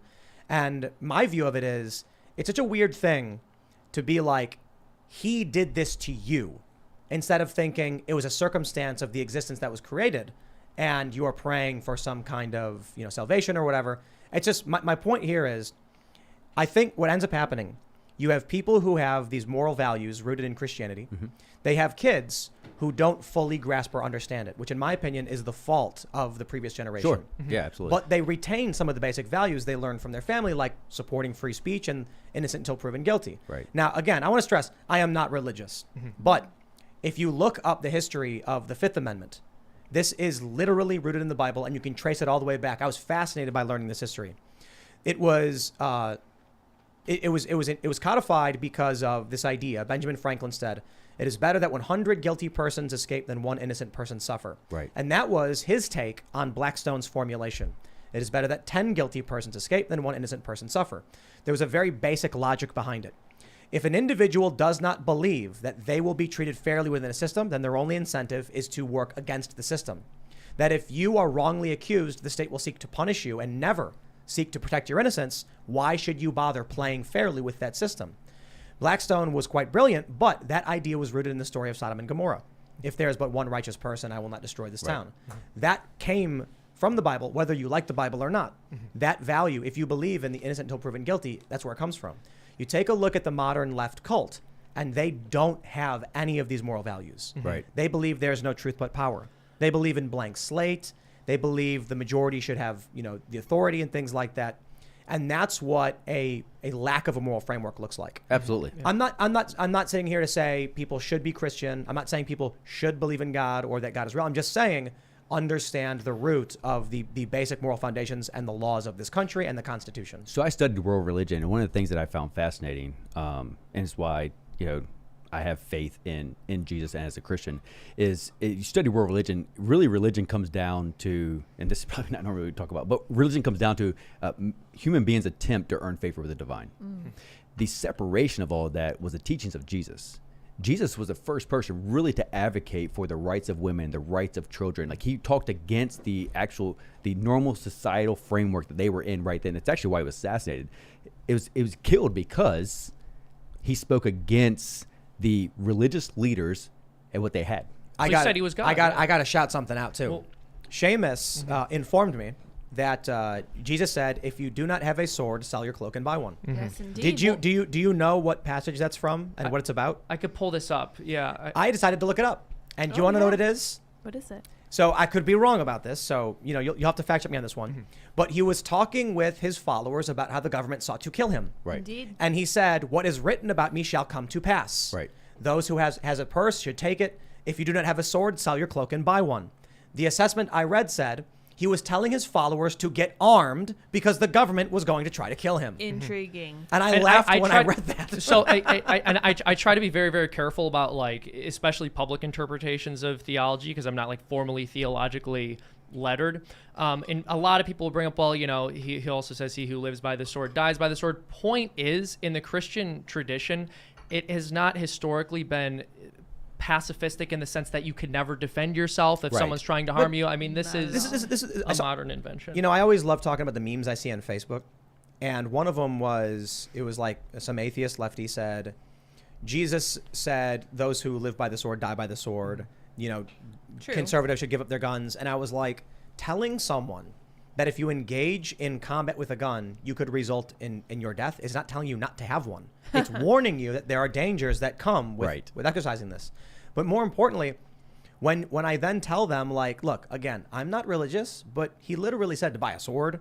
And it was in reference to, it was written that he would be killed. And so he was like, you should have swords. And then someone said, I have 2. And he says, that is exactly enough. I'm like, 2? That's more than 1. That's a great start. I Well, want to it's make this interesting, point. too. Go ahead. No, go ahead. No, you go. Well, I just wanted to make this point that it's even external to like simply being Christian or believing in Scripture. And I'm sure this is something you've recognized as you've studied different world religions. And I am not a pluralist. I don't believe all religions are equally true or anything along those lines. Sure. But in every functioning, stable societal system, you have something approximating the 10 Commandments, right? And the Scriptures also say that the 10 Commandments are written on the heart of every man. This isn't just something people need to hear from divine revelation. So it's not simply that they reject Christianity, they reject any and all semblance of the moral law or the natural law. What they reject is personal accountability. Of any kind. Yeah. Well, but there's no idea of like personal guilt or I could have done something wrong. And so when you look at, what's required for a stable society to function, obviously, not murdering, not bearing false witness, not committing adultery, because when you commit adultery, who knows who's responsible for whose children? I mean, these things are completely and entirely instrumental to having any kind of a stable system. Yeah, it's kind of interesting. I've had people that have told me, you shouldn't run for office because you're an ordained minister. And I'm like, what are you talking about? They're like, well, it's a separation of church and state. It's I'm ridiculous. Like, that's not what that's talking about. That's to actually protect people from the government, not to protect the government from people. Our founding fathers never did that with anything. Yeah. Second Amendment is a perfect example of that. I mean, that exists to protect us from tyranny of government. That's what it exists for. And part of why I bring up the 10 Commandments is because so often when Christians are accused of being theocratic, or someone says you're trying to force your religion onto people, it's not because a Christian politician is saying we need to force people to go to church on Sunday. It's not because Catholics such as myself are saying, oh, we need to force people to do these kinds of penances. It's because there is some element of the natural law of the 10 Commandments that our society has left behind. And we're simply pointing out that if you want a functioning system, people have to follow those rules. It's beneficial to have somebody who is in governance that has a moral framework. What we're seeing in our society is people don't have a moral framework. One thing I've said a while back is that it feels like there's a lot of ways people describe the two factions in politics or the culture war. I've described it as Christian moral framework versus no moral framework. Right. And a lot of people, there are a lot of people who criticize me. They say they don't like that, and they're atheists, and they're like, I'm an atheist, I'm a liberal, I've never believed this stuff. And then I just try and talk to them, like, where do you believe in the Fifth Amendment, the right that you are innocent until proven guilty? Do you know the history of this and where it comes from? Right. Again, my point is, by all means, you don't have to believe in God and the Bible. Sure. But the morals that this country had for a long time were built upon these things. And so when that last line is lost, you get a generation of people who say, what does it matter? I mean, our founding fathers said that our Constitution works for a moral society. Yeah. Well, and then again, what Constitution doesn't, right? Like what system works in an immoral society? One argument I remember hearing a lot, and this is even something Christopher Hitchens said, was, Christians don't have a monopoly on morality. And Hitchens' line was like, no, they don't. You expect me to believe that they got all the way to Mount Sinai and just then learned that it was wrong to kill and rape and steal. I'm sorry, when the 10 Commandments came down and that bearing false witness was wrong. But the point is, no, we're not arguing that. But what's ironic is they will point out these basic moral norms that they say everyone's familiar with, external to Christianity. But then whenever any Christian talks about enforcing those norms, they go, well, that's Christian theocracy. You're trying to force your religion onto me. Hold on, I thought these were things we all agreed on. Right. Well, that's the funny thing now. When you look at people who don't believe in free speech. Yeah. Right. This is why I start to see they don't believe in innocent until proven guilty. They believe it is acceptable to bear false witness. They believe that people should not have a right to speak. And I'm like, it's really, really fascinating. It's like, there's a new religion. Right. It was Peter Boghossian, James Lindsay, and Helen Pluckrose who did the Sokol Squared hoax. I went and I interviewed them. James Lindsay we've had on the show a couple times. Peter Boghossian talked about intersectionality as a new non-theistic religion, which is effectively wokeness. Right. And we had a really interesting discussion. Privilege is your original sin. Like there's a lot of facsimiles where they've tried to replace these things. Perhaps people have something within them where they long for purpose. I think that's true. Yeah, dude. And when they lost faith or religion, and I don't care what religion it is. There are people of all different religions. Sure. But when people don't have one, they find one, Right. and they found wokeness, and that's why they're dogmatic in their approach. That's how they handle it. And we can't find our purpose in our religion and politics. That's what we're seeing too. Is that's become I think a lot of the radicals treat their politics like a faith system. And that's why it's become so toxic. I disagree with you guys. If you don't think Dr. Fauci and George Floyd aren't prophets of our modern day, right, yeah. you guys Just are ask 'em. blasphemous Yeah. sicko of the wokeism and corporatism that we're all living under Luke, right now. I have to mention it. When that mural of George Floyd was struck by lightning and exploded, that one freaked me out. Yikes. I'm always very careful to speak on behalf of God, but sometimes God speaks for himself. Yeah, there you go. I gotta say that was something else. It was like this whole wall was painted, and lightning struck just the part. One It's George spot. Floyd with a crown on. Fascinating. Well, Yeah. and I mean, look, that is one of the tenets of the state religion that has filled the void that has been left It's by more corporatism. traditional Christian It- thought. It's Yeah. literally corporations and powerful ruling elites creating the perfect consumer, the perfect Yep. individual to be a slave of their current system that, of course, they're building. And if you could literally build a person that you could suck the life out of, suck the wealth out of, suck the potential out of, it is the modern man. Yeah. So Well, I think that's the value. To me, that's the value of faith. You know what I mean? So I think that we're losing that as a society. So we don't have a moral framework. But the value of faith is you have accountability to something higher than yourself. That accountability can't be the government. It can't be that you believe that the government's here to save you. We've seen time and time again that that's not the reality. no. It's Right. Pfizer. Pfizer's going to save Well, us. yeah. They know what's best for us, and they could do no wrong. And- And we should always listen to him and Lord Bill Gates. And I want to make one more point. Matt Walsh has made headlines with his fantastic documentary, What is a Woman? And he's highlighting the absurdity of the fact that we share a society with people who can't give us an accurate definition of what a woman is and who we don't agree on what a woman is. But there's a problem that goes even deeper, which is that for decades, we have lived in a society with people who we don't have the same definition of what man is right? So are human beings made in God's image and likeness, or are we just these self-replicating coils of By DNA? man, you mean human. Yes. Are we just these sort of genetic automatons, Right. and just consciousness is the wet stuff in your head, this meat substance giving rise to information processing, or do we have intrinsic value? No. I think that's a much more substantial distinction, and it's totally been lost. And I think the issue here, we talked about this. You're projecting. Yes. How am I projecting? Seamus, you are projecting. When someone tells you they don't have a soul, why would you assume they're wrong? They don't. Because I believe all humans have a soul. Well, right, you're projecting because you do, and you believe it. Certainly, someone else must. But hold on. I was talking to somebody who's an atheist, and they told me they don't believe in the soul, they don't believe in the spirit, they don't believe in God or religion. And I said, so do you think you're like? Then what are you? Wet robot? And I'm like, I believe you. Yeah. I personally feel a soul within me. I have this experience. I have this inner monologue. Some people don't have that. Did you know that? Yeah, Well, well, here's that's, where I that's disagree. sad to me because I mean, for me, I just say, look, I see the value in recognizing a creator and that we all have origin in that creator and we all have a soul. Mm-hmm. So I see value in that. I think that society would see a value in that. But I mean, you can't make people to believe. Yeah, well, and the point I would make is, yes, you are right. There are many people who say they don't have a soul, who say they don't have free will. I don't believe that makes it so. I think by definition, if a person Sure. does have a soul and they do have free will, then that would allow for the possibility of them to deny that they have a soul and free will. But what if they don't have free will? I believe that they do. What Right. if they're And But I that's- understand that that's this my is an point, argument. right? Yeah, That's it's you a belief. projecting a But belief onto another It's a person. belief about mankind, but it's also properly basic. Everyone operates as if they have free will. Some deny its existence, but no one acts as if they don't believe. But free him will projecting his exists at some belief point. doesn't I mean don't that know, he's man. wrong. Yeah. No, yeah. I know. It just means that somebody else could Right, be I wrong. didn't say you're wrong. I'm saying, but you are projecting your belief onto other people. Well, I think and you my, have my to- question, my point was simply the question of what if they're right? What if they're right? Yeah. I believe And that they you have to be humble enough to realize I could be wrong. No, for sure. But I think if I'm wrong, then I'm wrong about the fact that Yes. I have free will and a soul. Like, if they're right, then we're all genetic automatons. There's not some special No, exception no, for no, me no, no. because of what I believe. No, if someone is if within yourself you feel your existence and you feel your presence and your soul, someone else could not have one. It doesn't mean you don't.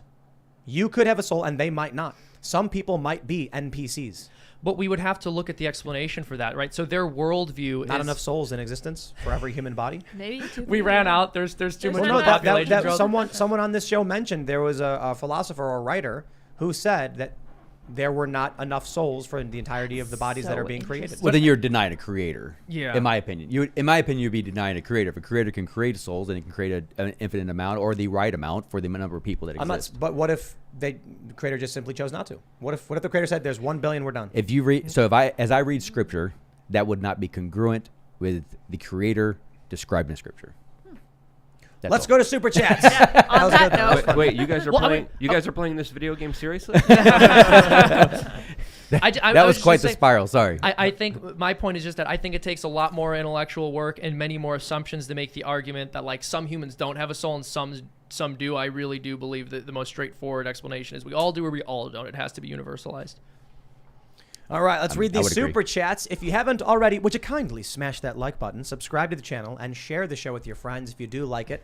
Head over to timcast.com. We're going to have that members-only show coming up at 11 p.m. This time we got you because no serious threats or anything. not yet. So, sure, We got we're this. able to keep working. So, again, smash that like button, and we will now read your super chats.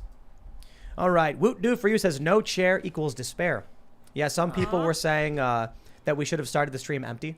And then walked in. Mike Scott says, Tim, saw you get angry in your vid today. I've been campaigning for Congress in Maryland, running as Republican in a solid D. Most Ds aren't part of the cult and want better. Just remember to keep striving for better. You do good work, bro. I got mad over a lot of things today. That we get this threat. Jeremy Hambley gets this threat, and then these protesters show up at Kavanaugh's and they won't. There's no justice. Walk There on is in. no enforcement of law in this country anymore. Yeah, you have to have enforcement. There has to be law and order. There are a bunch of whistleblowers claiming the FBI has been purging conservative staff members. So clearly what's happening is that this country is factionalizing and Sure. gearing up for a conflict. I All hope right. it's not true. Raymond G. Stanley Jr. says, what we all want to know, pierogies or potatoes? Pierogies, of course. Who will win? Duh.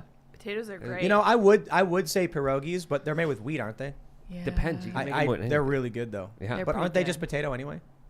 They're better potatoes. Oh, okay, You know what is good? okay. You know what is good? Kolachkis. Yeah, they're pretty good. Yeah. Ooh, klatchkis are good. Yeah. Yeah, I would agree with you. But a Mashed pierogi is just like a potatoes. dumpling with potato in it. Yeah. So I guess any you're- smart You still got comments from the potatoes. What potato you're man? saying is like a plain potato versus like a fancy one. Yeah.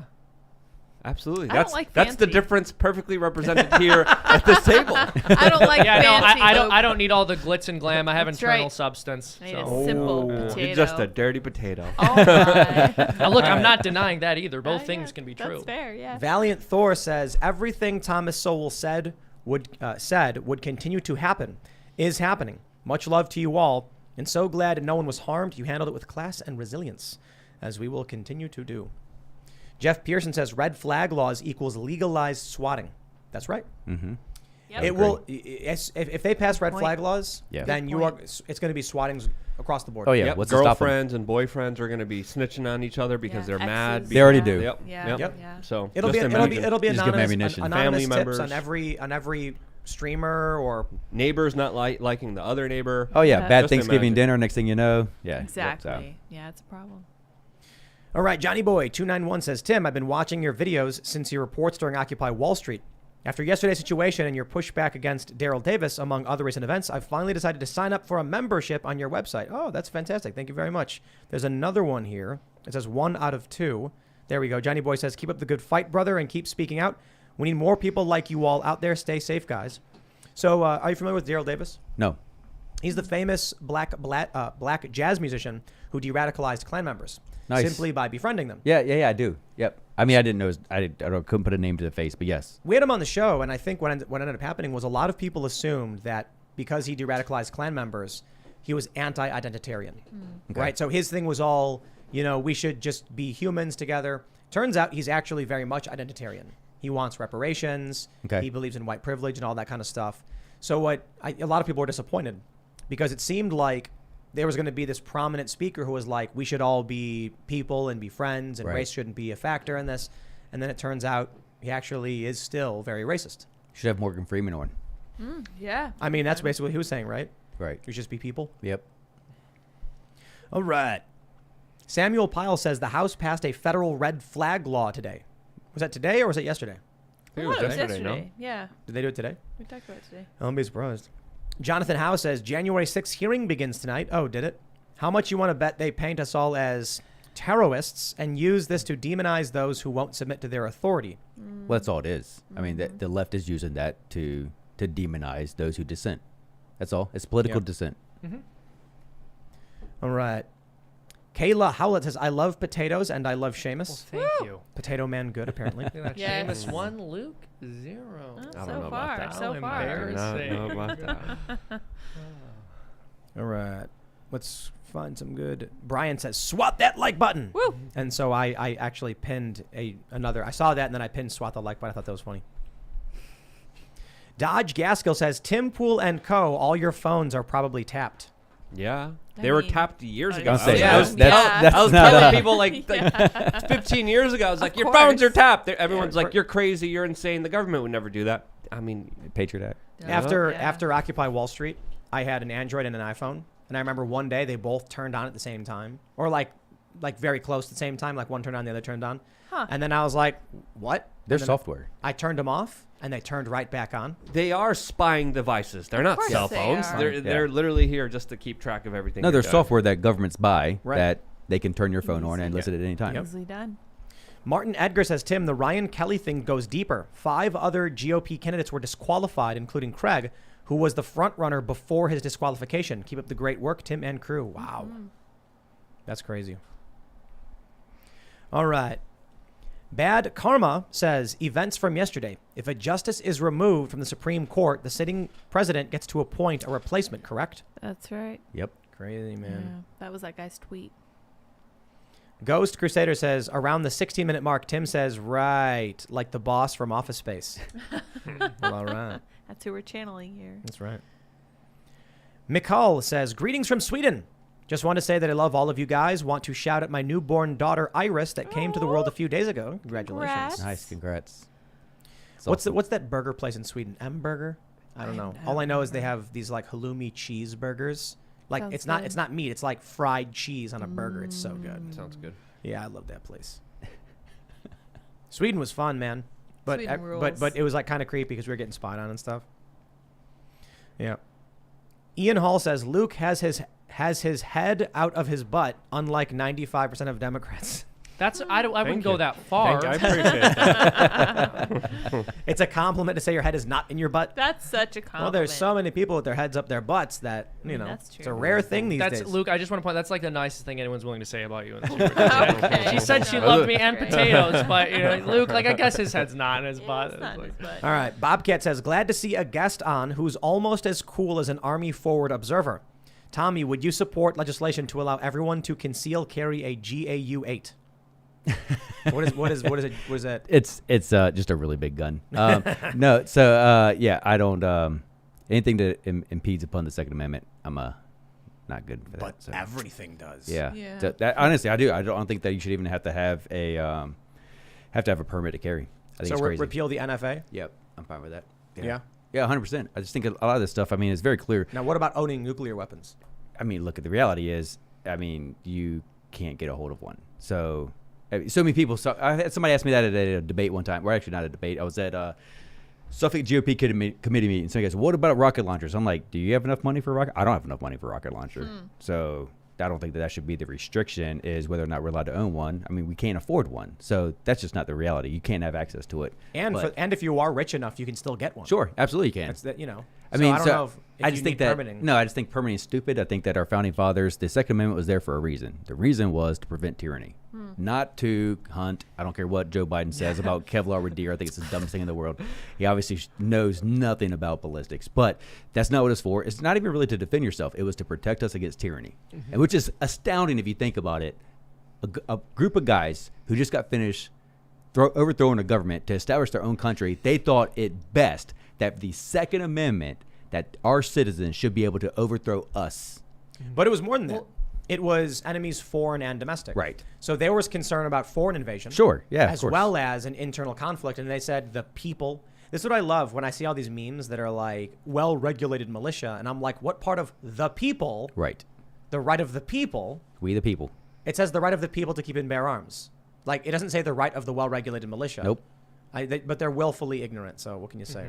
Also, no, you make the perfect point. No one's willing to look at just the most basic elements of the historical context here. They had just finished fighting a war against their government and establishing independence. People are like, yeah, I think they wanted guns to hunt. Yeah. It's like, what? I mean, of course you had to have guns to hunt. They didn't Yeah, have of Walmart. course, You weren't but going to if get steaks at Walmart. Now, You know? here's the thing. They'd give their kids guns. Right. When they would go out to hunt, they'd hand their 12-year-old son a musket. Yep. You can't do that. Well, actually, you can You in can. some states. Yeah. It's funny when I hear people say, like, should kids be allowed to have guns? And I'm like, you can. Like, in the presence of the parent. And I think... You mean parental rights actually exist? Yeah. Huh. It's crazy, isn't it? Not every state, though. I mean, look at New Jersey, New York, Maryland. All right, let's read some more. Dracona Force 2 says, here's my second super chat ever. In recognition of my military PCS from Japan back to the States, I'll be honest with everyone. I hate that I'm going back to the States, would rather be deployed to the desert. Wow. That's sad. Yeah, man. It's Now, really sad. whenever I would travel the world for these news stories, I would always be really happy to be back in the United States. Absolutely. I couldn't wait to come back every time. You know? I mean, and I think You know honestly, true comfort then. yeah, I think the majority of people who say America sucks and they talk about wanting the downfall of the nation, I think they need to spend some time abroad. Go to these countries that you think are these, like, look at Venezuela. You think Venezuela is so great. You think that nation, that form of government is so great. Go visit. Yeah, Do me and Tim not went there. just go. It's not fun. Yeah. No, go live there for a while. Stay there for a month. See Dude, how I you gotta- can I exist. Good luck surviving. I got accused of being a spy when I went to Venezuela and was forced to flee the country. Do Wow. not just go to Sweden and Norway and come back and tell me how great they are. Yeah. Go to Venezuela, go to Turkey, go Yeah. to Egypt, and then come back and tell me Norway how Well, go and to Sweden Afghanistan. are not socialist. they're not even that great. They're I'm just capitalist. saying. They're capitalist nations with robust social welfare systems. Yeah. That there's a big difference. Venezuela nationalizes industry. Right. And we pay for their military. I don't want to hear Well, it. actually, Sweden is the largest weapons exporter per capita. That's true too. Yeah. That's a great But point. So- go to Afghanistan. Go to these places there they have extremists in charge. Go everywhere. Go Yeah. check out these things and see what it is. That's the difference is people who have that experience, they look at our freedoms here very differently. Yes. Whenever people tell me like Sweden is so nice, I'm like, bro, they make weapons. Like they are the largest weapons exporter per capita. Of course they're doing well. Right. Selling whatever. And IKEA All right. furniture. Ian Hall says, that's right. Bypass the Soros-bought DAs. Vote for a sheriff that will uphold the law. They can press charges and the DA can get stuffed. Well, there you go, I guess. All right, let's see. Josh Froman says, surprised you didn't all have pistols on your hips as you walked around last night. Also, cops lied to you. You have every right to film them under the First Amendment. They are public servants. Well, we had the cameras running. I mean, it's an issue of, do we want to ask the police to come and try and deal with a very sensitive security issue, and then be like, also, we're going to film all of the things you're doing. That's one of the frustrations I have too right now is people treat our police officers like garbage. Nobody cares about it. Nobody cares about them anymore. Nobody thinks about their frame of mind. That's why, really, honestly, the way that you handled it and the way that your entire team handled it yesterday was great. It is tough. I don't want cops coming in here for no reason. Sure. But But considering you guys were respectful. You guys were, and Gotta they were be, yeah. respectful. I think that goes a long way. well, we need some way to deal with this. Yeah. So there's private security, there's police. I will say, so what this was referring to when we had the bomb squad come out, they told us not to film. Sure. And we have security cameras filming the entire everything. Right. Everything on this property is filmed. We didn't hold up an expensive $3,000 camera rig in their face as they did it because we're not here to just piss off the guys who are trying to help us with a Right. security threat. If it was like they showed up unannounced and there's a conflict between us, I'd be like, we are filming this. Sure. If it's like, thank you for coming and helping us, we're gonna let you do your job. Yeah. Look, I'm not gonna. I got my issues with cops, but I'm not an anarchist. Michael Malice is much more the anarchist than me. I'm more towards. I'm not a big person and big on cops or whatever, but I recognize some of it. I think it's important to film and document everything, but you could do it Sure. respectfully without being a prick to Right. somebody. Right. And we have security cameras, everything in the house, and all that stuff. I'm just trying to make sure we keep tensions at a minimum. But I don't know. Maybe Luke will just film. Maybe you just do it. What is this? Someone says they got Michael Cobb says, watching the January 6th in the background and OMG, they're wanting war. It's crazy. I never knew the Civil War would be started by Liz Cheney. Yeah, but I mean, I don't even know if that's a joke. The Cheneys have a long history of starting wars. Indeed, yeah, they sure do, yeah. Yeah, who thought Liz Cheney wouldn't want to start a war? That's a very good point. She's I'll like, the give you that one, January Luke. 6th hearing, I'm going to put together a list of all the things we need to buy from Halliburton, Lockheed right. Martin. She was like, Sweden. she was like, the insurrectionists have weapons of mass destruction. If there is a 1% chance. That's right. We don't want to have to find out tomorrow on the news. Yellow seeing a cake. mushroom. We got never out. know. They have yellow cake. It's actual yellow cake, but whatever. Every time they heard that, I was just like, Please. yellow cake. Yum. One Life says, I'm here for the coffee brand coffee and to hear more about graphene. Glad you are all safe. Real America on your side. Yeah, Jeremy gave us like $1,000 last night. Yeah. That's he's why they having swatted fun. him. I actually tried to figure out how to do this. I don't know nothing about technology. I tried to figure out how to do the super chat to put my website He up was there. trying. I was like, I can't figure it out. I don't know. Yeah, I gave up. So actually, shameless plug. Go to TommyAltman.com. There you go. Ryan Pryor says, Tim and crew, really cool seeing your billboard on the Stevenson going into Chicago near the old neighborhood.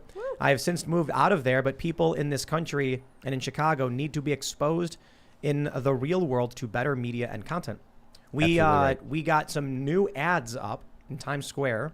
We have a Luke Rudkowski billboard. I'm surprised my nose fit on the billboard. I know. but I have my mom. I have like all my like old high school friends messaging me, be like, "You made it, bro." You made it. I'm like, I don't even care about this stuff, but it is pretty funny. cool. I said to Luke, "Did your mom?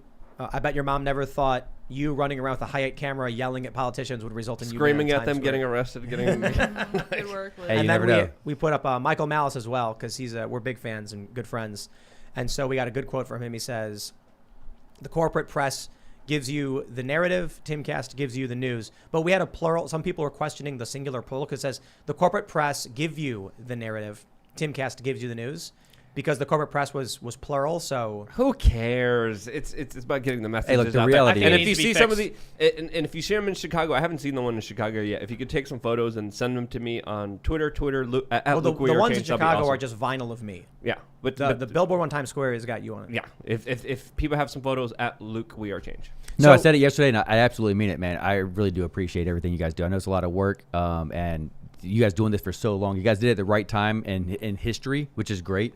But this is where the news is. This is the future of the news right here. Long form really is. We had one other ad we put up. We put up a billboard in Times Square for Will of the People, the original song by Timcast.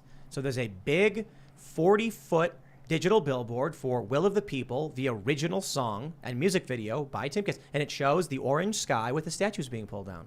And we're planning our album release. We have a bunch of songs. Actually, this is really cool news. We've tracked a bunch of demos. We're talking with some producers out of Nashville, and we're hoping to have, I guess you can call it an EP or an album, maybe 8 to 10 songs released by August. So that will be the Will of the People full album release. I'm really excited. Very cool. We'll buy a bunch of ads everywhere. It'll be fantastic. Yeah, we've got a bunch of really cool songs. We were just recording earlier. Shane from Tales from the Inverted World was doing some vocals because he used to be in a band. Very exciting stuff happening. All right. Wahoo McDaniel says, no diesel shortage. Tim, where are you getting this info? I own an oil field MFG company and have a trucking division. My fuel supplier said no chance of a shortage anytime soon here in West Texas. Can I come skateboard with y'all sometime? Love the show. Oh, I mean, we got to figure out some kind of, the challenge is insurance. That's why we can't really have people coming and skating. We want to try and figure out some kind of event. I will say the diesel shortage, Google it. I know that sounds a bit, maybe might sound condescending, but I mean it. I was reading a bunch of news and they're all warning about diesel shortages. So I don't know. You mean Brave Search It? Brave search it. That's right. Yeah, we use the Brave browser for everything. We used to say another phrase, but that one got compromised. Yeah, Yeah, duck, right? go. Jeez. Yeah, They we can just duck, got duck, go away. swatted. Am I right? Oh, Got him. It's like a He's been saving it. kindergartner joke. It's been saving You've been it. saving that one for like a while, haven't It's you? been years. duck, duck, go. I wrote that joke hoping they would do something wrong. And then all these years later, they did. Like, yes, now the my time came. has come. All right, Dad teaches, and words to my son says, judges here in Kansas will take custody from you if you homeschool, even when the judge is breaking the law. Even when you try to do right by your kids, a judge will remove them, and nobody in state will do anything. Maybe you shouldn't live in Kansas. In Germany, too, I hear about horror stories of parents being arrested because they try to homeschool their children. So there are Move to some America. jurisdictions and states that are absolutely, totally draconian. Sure. All right. Alexander Nelson says, while abolishing the Department of Education is a start, it won't fix its sending to the state. Sending to the states. 40 cents of every dollar for education in the state of Illinois goes to pensions. Wait, Wow. what did it say? How much? 40 cents of every dollar. Well, it gives you 50 options. That's why I really love the decentralization of power. I think it's why our founding fathers wanted. It gives us 50 options. It is the kindest way to govern. It gives the citizens 50 options. Well, like with the public education system in Illinois, what not a lot of people realize is that the schools, of course, are funded by the local property taxes. So in areas that are wealthier, the teachers make more. But when the pension system kicks in, that's just the state in general. So there can be people who are like working in a wealthy Chicago suburb making 110, 120 grand a year as a gym teacher. And then before retirement, they'll give them extra fluff work so their Right. income increases. Yes. And then they're living off of Illinois' pension system, which means people who like live and work in impoverished parts of the inner city making $40,000 a year have to give a portion of their income to the government, like 20% of all their money to the government to pay for somebody to live for 20 years at $90K a year on their state-funded pension. It's insane. And the idea that that's fair, that's caring, that's communal. We're on the left and we support these policies because we care about the little guy. Yep. But you care about forcing the little guy to pay for the favors you're giving to your friends and the people who made it into the right part of the system. We have a super chat from The Quartering who says, not even the SWAT team could stop the quenching power of coffee brand coffee. Oh, wow. He just Code knocked him up. Timcast Nice. will Holy save you cow. on single orders on our 6 amazing coffee blends, 6 organic teas, 3 heavenly hot cocos. If you don't buy, the Swatters win. Oh, wow. So Compelling. that Timcast code gets us nothing. Jeremy has not done any deal with us, No. but I suppose he did give us like $1,000 yesterday. So you know, Yeah, all thank right. you, by the way. Yeah, See, that's the funny thing about like buying ads on the show. It's like big super chats just appear and everyone sees it. All right.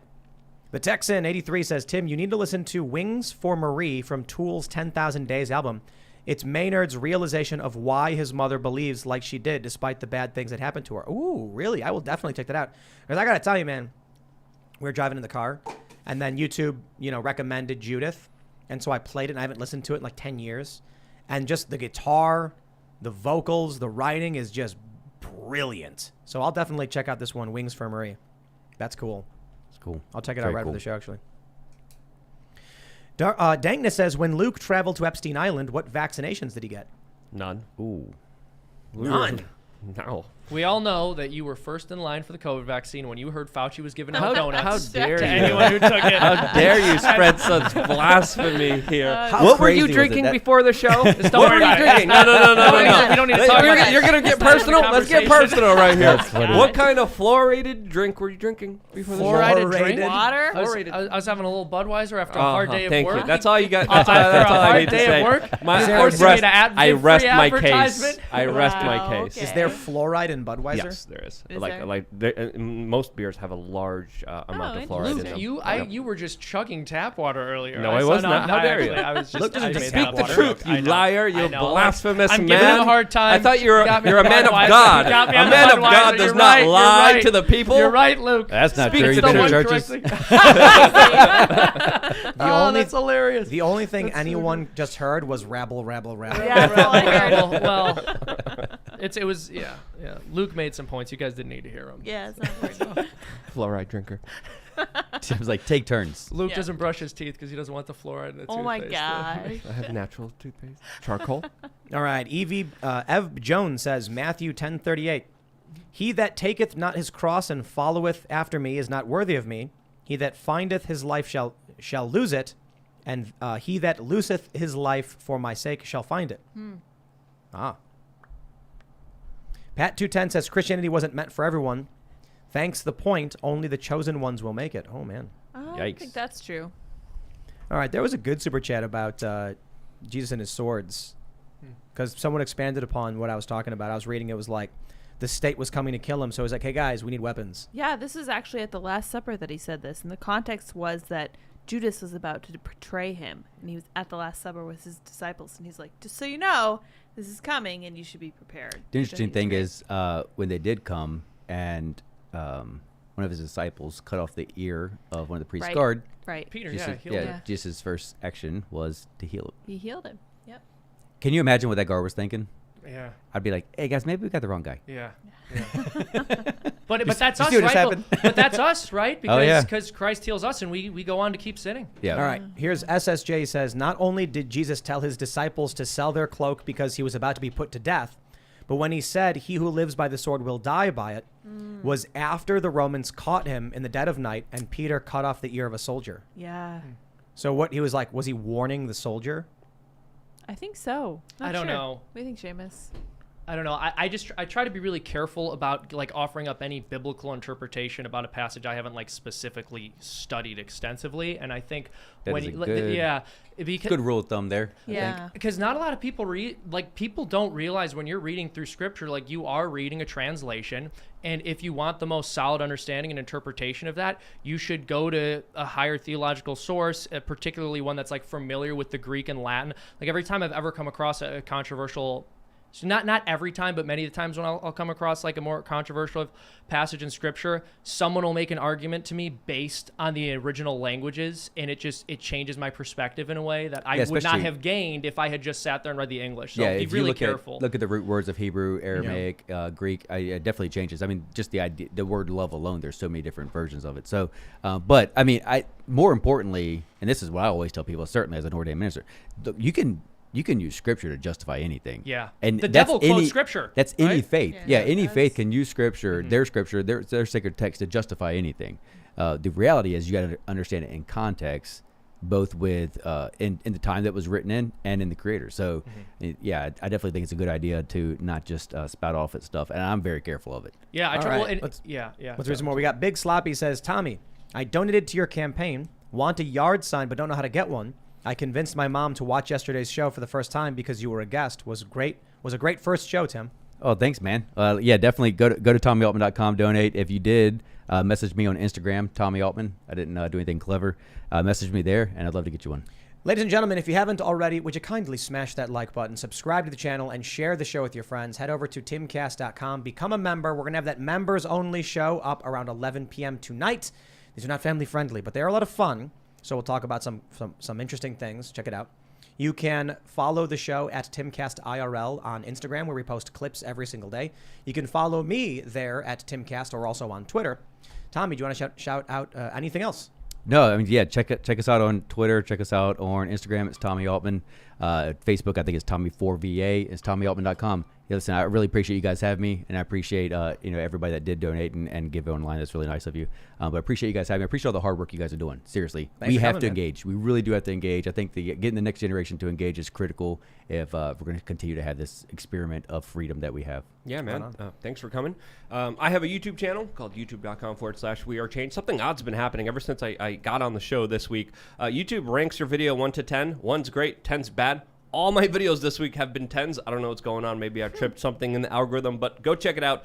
Subscribe, click the notification button, and I think you guys would love the intro that I released today on youtube.com/wearechange. And Seamus, you weren't that unbearable today.